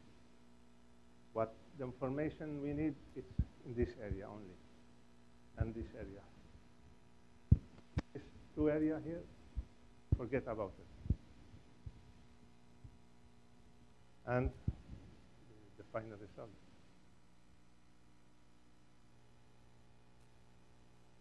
Any question? Yes. Focus fix, manual.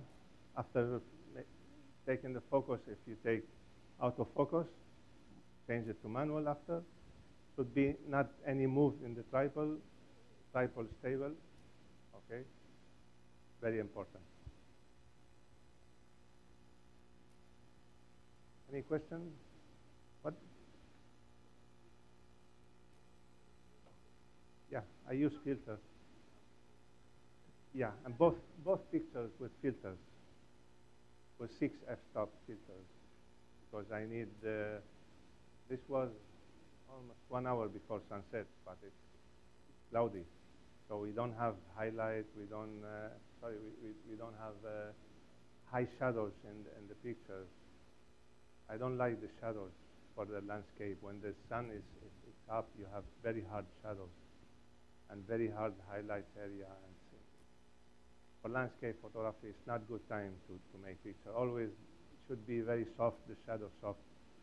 That's why we should start with the photos when the sun is 6 degrees over the horizon or 6 degrees below the horizon. That's what we call the magic hours, the golden hours. Okay, we talk about that tomorrow, inshallah. So the exposure, you see, we capture the best range of light. Okay. RAW file capture wider dynamic range. That's why we use always RAW file. Should not use JP files. Okay, and it's very important protect our highlights. I show you before the picture of the airplane. I like this picture with a highlight in it. Okay, so it's different view, creating different dimension of the pictures. Okay, making like guiding to the subject.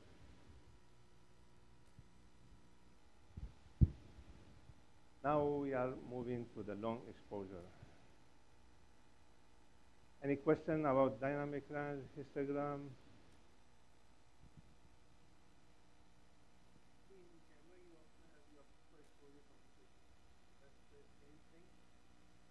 I don't hear you.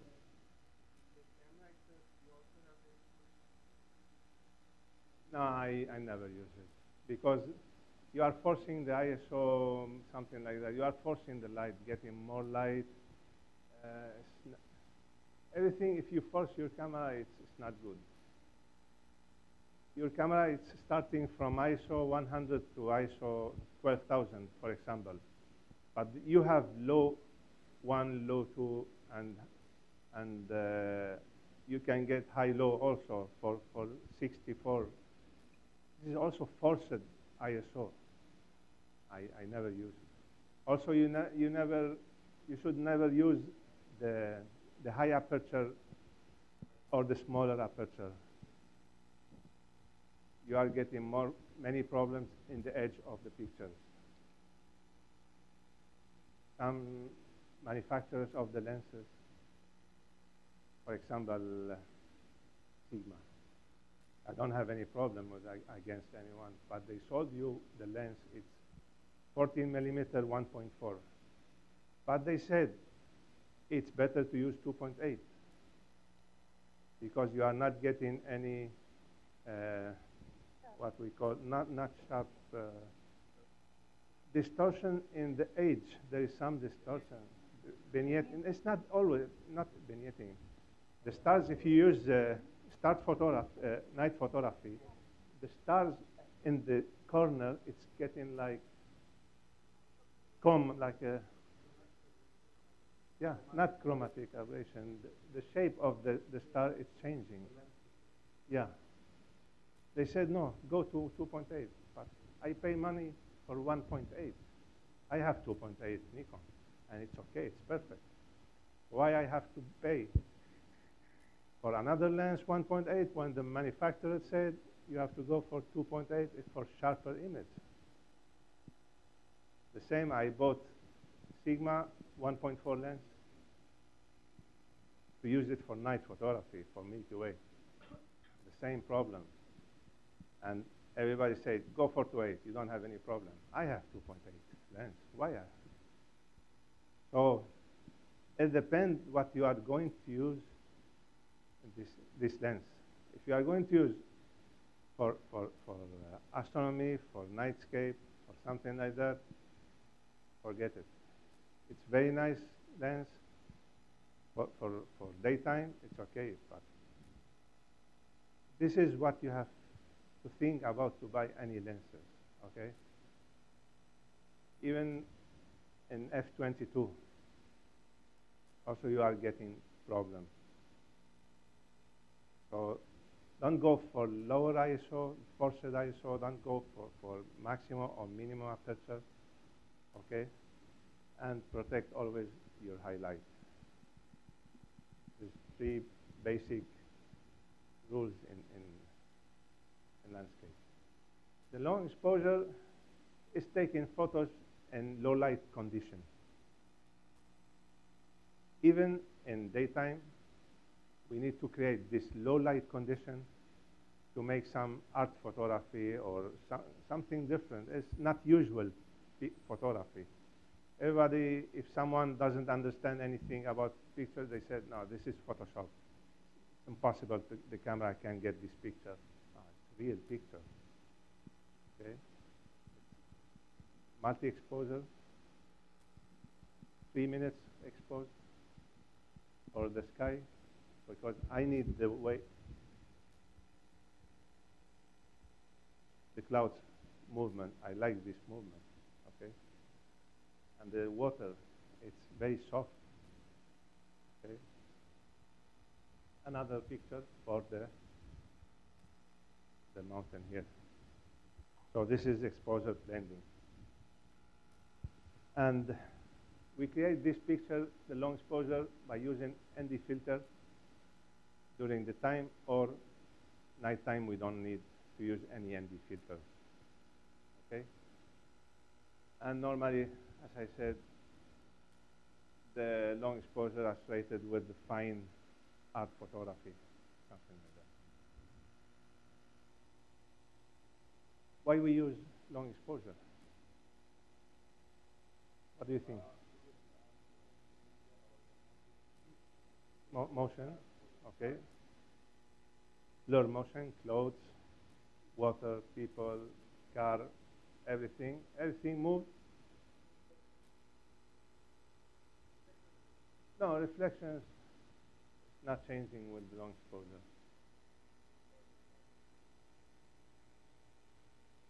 Light rails, okay. Car, stars, okay. Like this. We have motion blur, okay.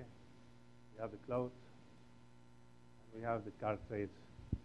We have 3. Also, there is, I don't know if someone is architect here from you, or making cityscape photography. We use normally the ND filter and the 10 f-stop to remove people also, or car. If you are architect, you want to make pictures for the building, you don't need any car in the picture, so you use long exposure, because everything is moved, not showing in the picture. Okay. This is also different long exposure picture. This is the sun in front of me. That's why I get this metallic effect in the water, because of the sun. I take another picture just for this one, okay? If you see, this is motion also of the water, circular motion of the water. Only we can get it in long exposure. There is some small piece of ice, so it's moving with the force of the water. create the movement. So with long exposure, you can get it. This also, this something like 30 seconds, this 12 minutes, this about 1/8, small part of seconds to get this. This 30 seconds also.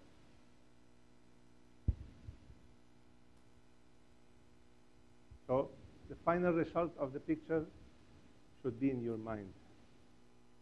It depends what you want, the weather, okay? But especially when you go to the site, you have to know the picture, what you are getting, what you are going to take before shooting the picture. The photographer is like the artist. He's creating everything in his mind first, and then he's painting. And we are the same. We should create everything in our mind, and then we go to the field and make the picture. This is depending the weather, depending the air, is the speed of the wind, okay? Depending everything. But very important to think about it. And then think, and then do the picture. Especially in long exposure, because the effect of the picture, you have to know what you like.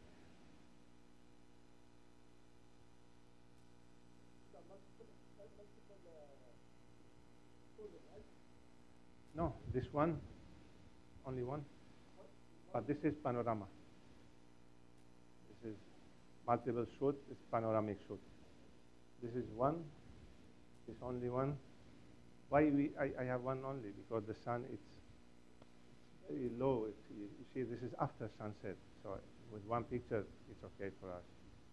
And also, it depends, the place of the sun, where is the sun? If it's very near from this side, for example here, you should to make double exposure. But when it's far away, so no need. Normally we should when the sun is 90 degrees, 180 degrees from the location. Always the sun in the side, okay? Because you are getting nice shadow in the picture.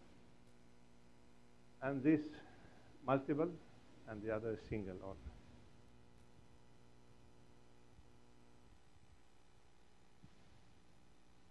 Okay, so we have steps for that. We have to go quickly. The first step, study the weather. It's very important. We are going to repeat again in the field. Everything we are going to repeat in the field today, okay? Number two, we have to visit the location in advance. Why we have to visit the location in advance?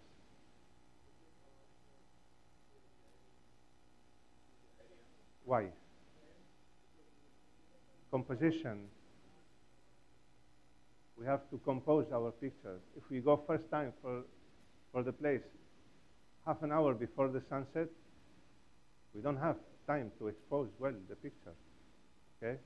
So it's very important to go 2 hours, 3 hours, or days before and look to this place. Also, you have to study the tides of the sea. If you are living, I don't think here we have low tide and high tide, but if you go to ocean, sometimes the low tide and high tide is about meters. Maybe it's 2, 3 meters, the difference between the low tide and high tide. So it's very important to know the situation. And very important, use tripod. And first of all, we compose the picture, take focus, and we lock the focus.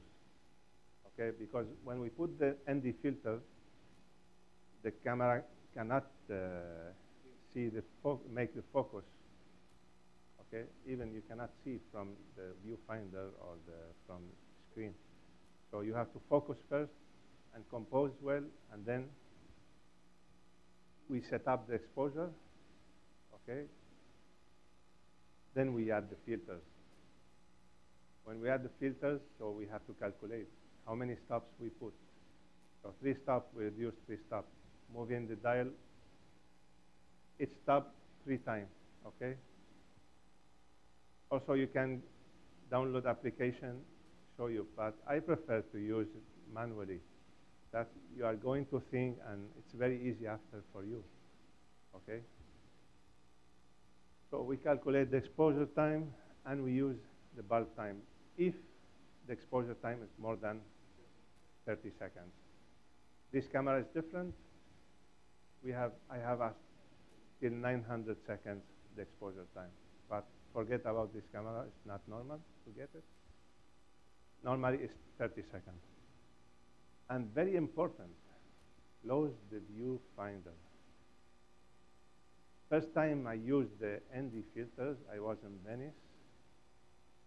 I exposed everything, I put the filters, and then I make the picture. Everything was purple here, everything purple. I called the manufacturer of the filters. This is what happened with me. I don't have solution.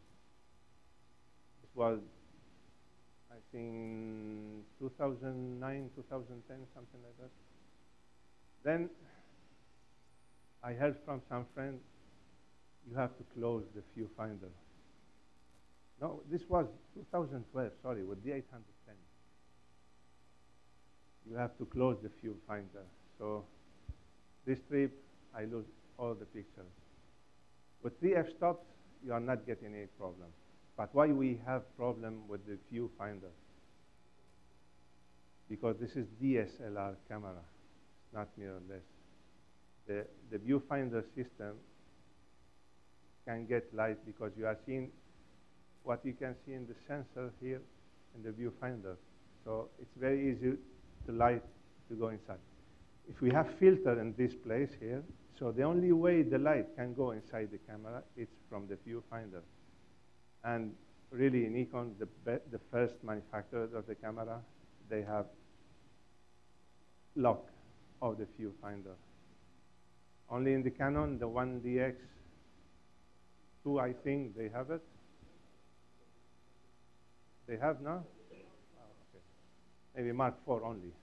Mark 3, they don't have. No, you have the straps. In the straps, you have closed. Yeah, but this is not good. Okay? And then we take the shot. But it's very important. After every shot we do, we have to check the histogram. If it's good exposed or not good exposed.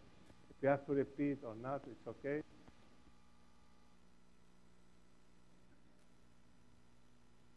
Okay? So why we use filter? As I said, in low light conditions, we have low light to create fine art pictures. Enhance the colors and reduce the reflection. What do you think about that? I will show you this is fake. This is not correct. And I told you why tomorrow. When we are before processing, when we are talking about the colors theory. Okay? But you can reduce the reflection and enhance the colors if you are if we use the polarized filter. Okay? And the third use for the lens, for the filters, protect the lens. Last trip to Iceland, one guy from Saudi in the beach with the ice rocks. One rock hit the tripod and fall down. But thanks God was the filter here. Okay, protects the camera, and he get the camera. He works after that. So sometimes it's helped. Maybe you broke the filter, but filter 100 euro or something like that. But the camera is more expensive. We have 3 types of filters. This is the ND filter. Okay, the ND filter, the only thing can do is reduce the light, the amount of light getting inside the camera. It's like the sunglass we put. It's nothing else. But you know, the sunglass we use, there is many colors of the lenses. You have gray, you have brown, you have green, okay? But here, we call neutral density. What's mean neutral in photography? Gray. It's gray. Neutral in the scale of the photography is the gray color. This is the neutral color, okay? So everything is gray, but some manufacturers, when you put the filter, you get blue, another red. So it's not good. This is not neutral in this case, okay? But neutral should be neutral. No change in the color after the filters, after you take it. And this is we have 3 type of filters. There is also 13 f-stop, there is 15, there is 16, but usually we use 3 f-stop, we use 6 f-stop, we use 10 f-stops, okay? And this is the steps, as I showed you before. If we put 3 f-stop from 125 going to 15 only, if you put 6 f-stop to half second, you go to 10 f-stop, you get 8 seconds. Normally, in landscape photography, after sunset, we are getting something like 1 minute or 1 second or 2 seconds or 4 seconds. If we go to 10 f-stop, we are going for very long exposure time. Here in UAE, with the ambient temperature, with the weather, with something, you are getting the focus. This is the hot focus points, okay? So I recommend only to use 6 f-stop after sunset, okay? And never cross the 1 minute exposure time.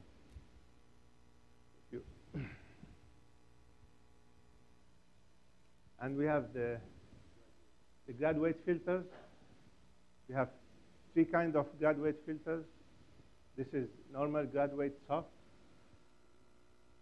Look to this picture. This is with the graduate soft. If you look to it's the hard color, it's in the top, and it's coming soft to the middle. If you use it with this picture, we are getting nice clothes, but still we have overexposure the horizon. Correct? This area doesn't change. If you look to the histogram, it's getting overexposed, this area. That's why we use the GND reverse to expose the horizon only. And we have also the polarize to remove all the reflection in the water. Okay?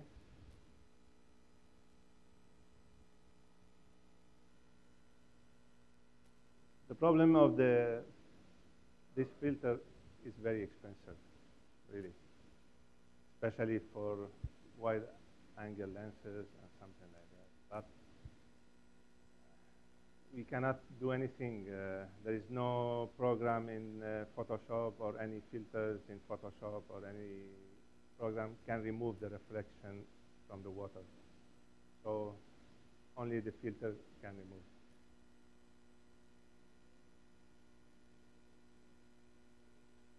Sorry?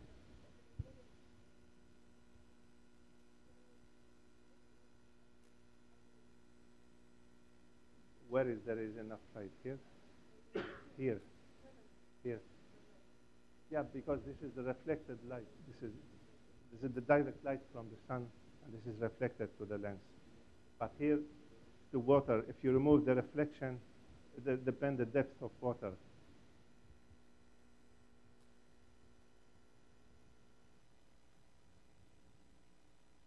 Okay, we have 10 minutes. Yeah, at what time? Ah, okay. We have 5 minutes only? Yes. Okay. Let's go quickly. Everyone, we go for new countries. This country never, they doesn't speak our language, correct? So we have to learn their language, starting from zero. The composition is different language, okay? There is vocabulary, there is rules, there is everything. It's not so easy as you think. We go to the field, we put the camera and take pictures. No. We have vocabulary of the composition. The first one is the aspect ratio. What is the aspect ratio? This is the sensor information of the camera, the size of the sensor we have, okay? So in our normal cameras, we have 2x3. This is very important when we compose our pictures. But if you go to Olympus, it's 3x4. It's not here, but it's 3x4. Okay? If you go for media format, 1x1, large format, it's not here, but also it's 4x7, something like that. It depends the ratio of your sensor, okay? How to compose. This is the first rule, because if we have media format, we cannot compose the same picture.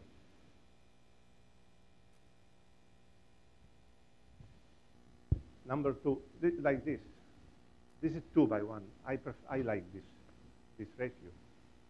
My camera gave me 3x2, but in Photoshop I can do 2x1. Okay, this is, you can change it in Photoshop. Okay. The second, shapes. Always we have to look for shapes in the field.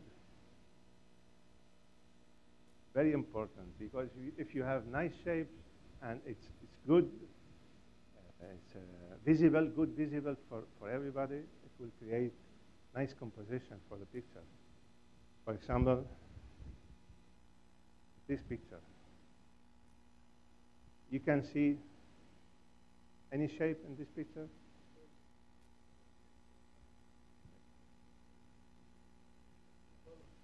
The angle.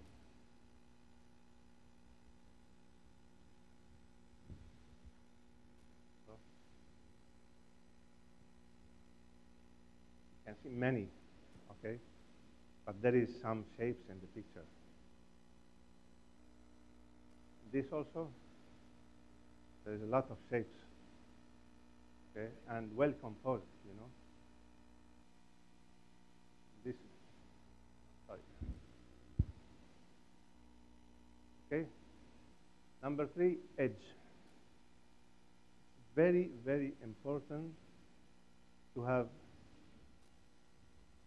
the picture starting from the edge, or never keep the edge empty. If you have one edge like this, okay, but never keep both empty. There is no dimension in the picture. You have to feel the shapes, the edge, the corners, everything to be well composed. All this we will talk about it in the field today, okay? Like this also. Have the corners perfect, everything starting from the corners.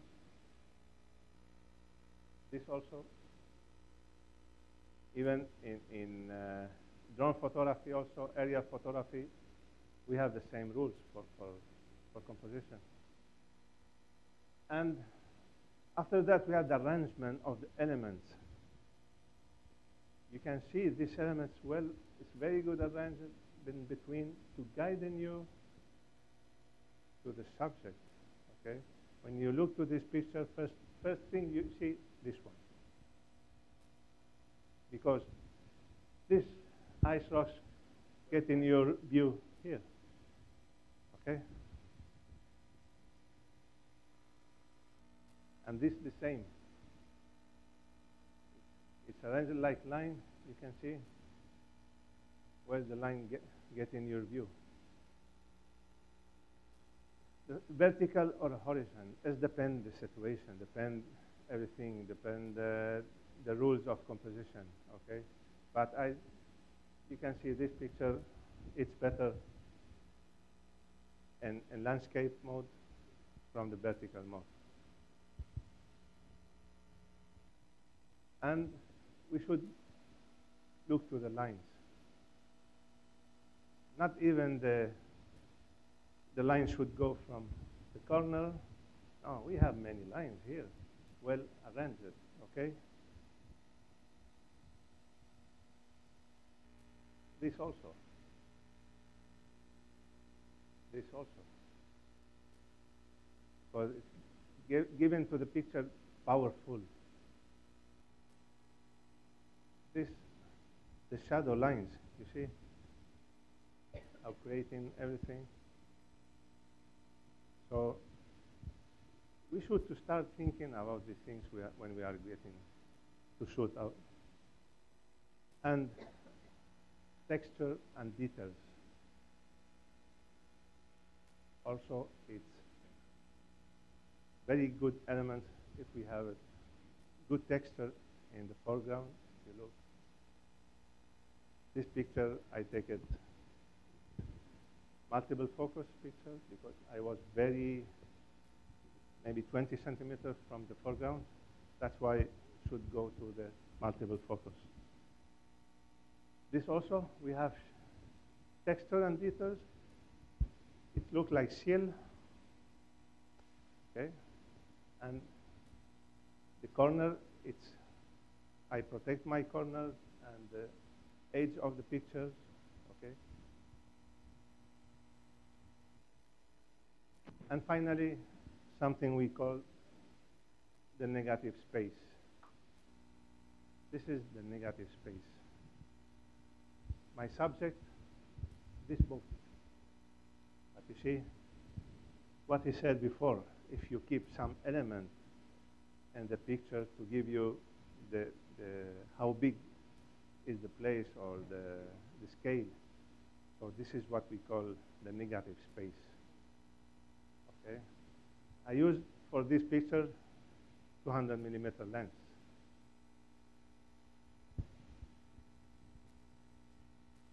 Okay, the composition rule, we will talk about it in the field.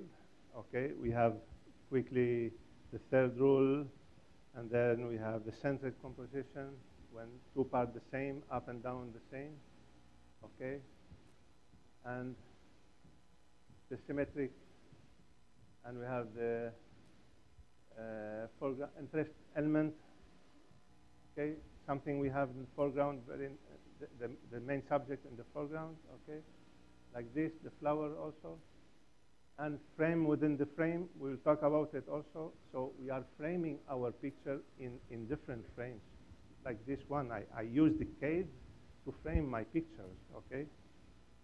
So this is what we call frame in the frame, okay? This is also, I use the mountain, the edge of the mountain to frame my picture. And leading lines, see, all the guiding lines. I use the boat here also to make guiding lines also. And also the small piece of ice to guide my line, to make a line, getting to the sun. And the negative space, what we talk about it, small elements, okay? And you show the scale of the picture. It's very small, the horse very small, and look, the cloud is so big comparing So this is the basic rule of the composition. We'll talk about all these rules in the. Thank you. Any question? No. No questions. No questions. Okay, everyone, you go pray, have lunch, and proceed to Abu Dhabi. We will meet at the location point we sent you through the email, exactly 3:45. Okay? No, no. No off-road needed here. No. Very easy to. No. Lavo. That's Yeah. right. Thank you. Come. نعم. نعم.